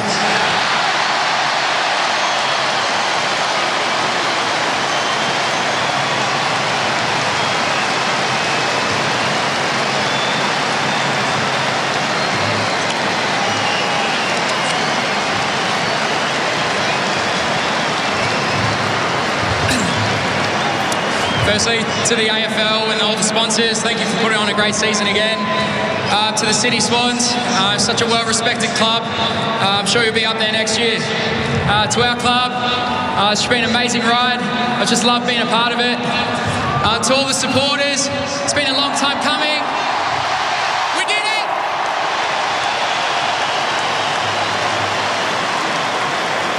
Congratulations, Jason.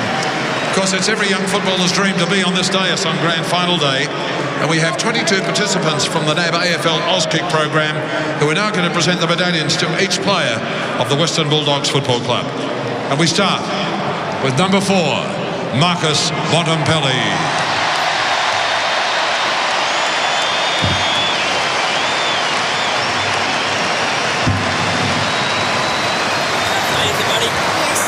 Want to shake my hand? Good boy, you little cutie, this is yours. Number 5, Matthew Boyd.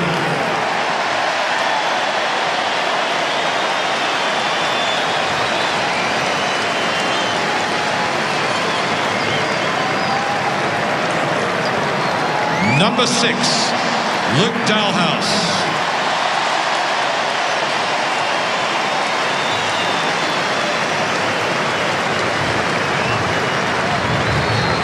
Number 7, Lockie Hunter.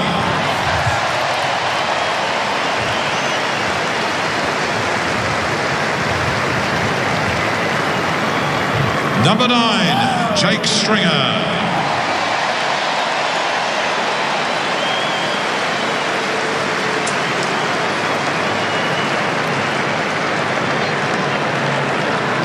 Number 11, Jack McRae.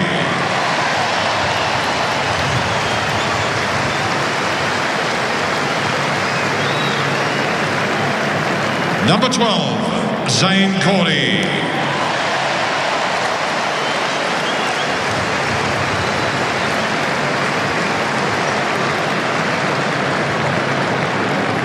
Number 14, Clay Smith.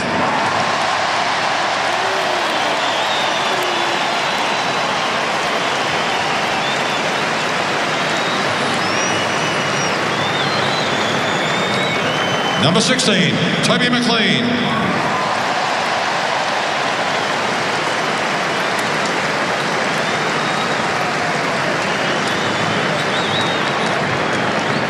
Number 17, Tom Boyd.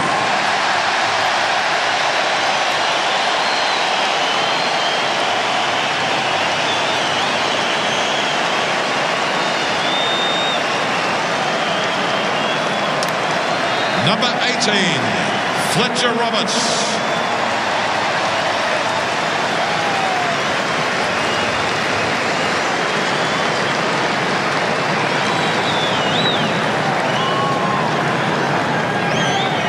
Number 20, Josh Dunkley.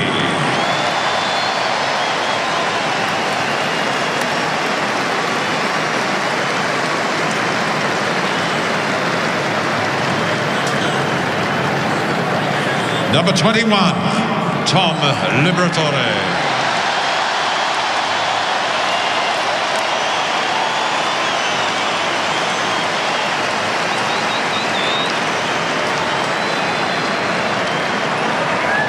Number 23, Jordan Roughhead.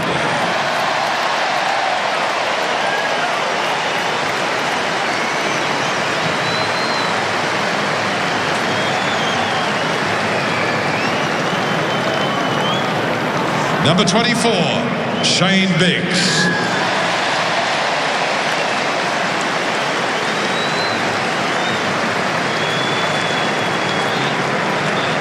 Number 29, Tory Dixon.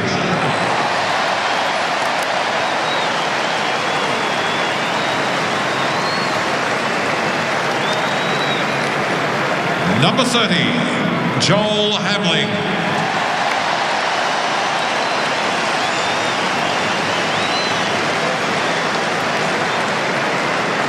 Number 35, Caleb Daniel.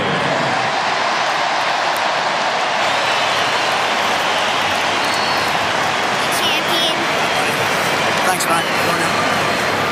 Number 38, Dale Morris.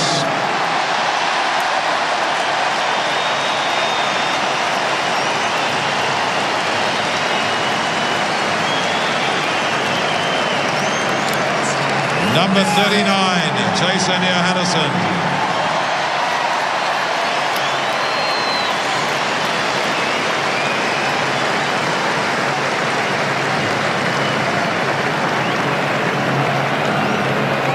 Number 42, Liam Picken.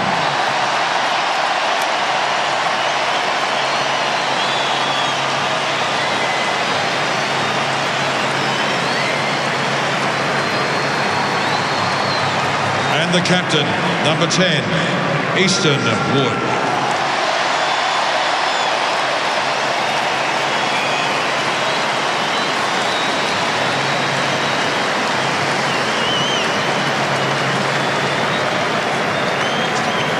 Ladies and gentlemen, would you now please welcome Australian Football Hall of Fame legend and four-time premiership coach, Lee Matthews, to present the Jock McHale Medal to the coach of the 2016 Toyota AFL Premiership team, Luke Beveridge of the Western Bulldogs Football Club.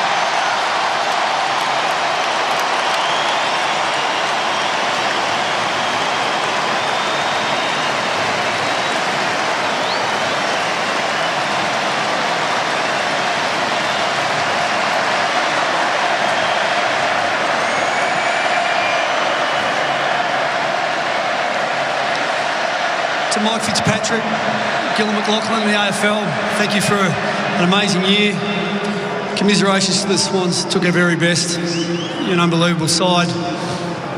An enormous effort by our players, obviously. Thank you to the AFL's major sponsor, Toyota. Thank you to our major sponsor, Mission, to Victoria University, EML, BLK and WorkSafe. This group of players are just incredible. Their hearts are so big. We know how long you've waited for some success, and I really thought at half-time it's going to take something extra special, even though they've given their all already. Absolutely special. Also, a call out to all our support staff, especially all the people who put in so much work over a long period of time. Peter Gordon, our president. You deserve this as much as anyone.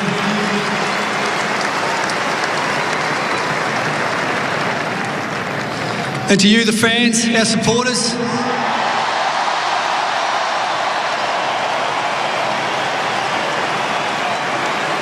It really was an amazing day yesterday. We all kind of felt like the Beatles, and you boosted our spirits. We've ridden on your wings, really, and our players couldn't have done any more. I think they're totally spent. Thank you very much.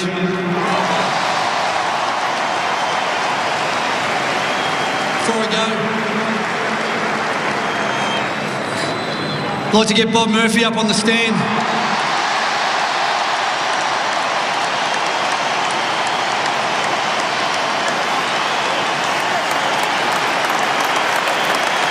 This is yours, mate.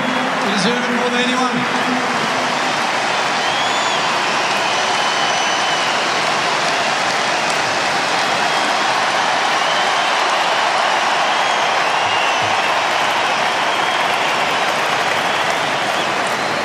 Ladies and gentlemen, I now have much pleasure in inviting Australian Football Hall of Fame member, the Brownlow medalist of 1960, and a man who's nearly as excited, if not more excited, than this football team. Please welcome John Schultz to present the Premier's Cup to Easton Wood and Luke Beveridge and Bob Murphy.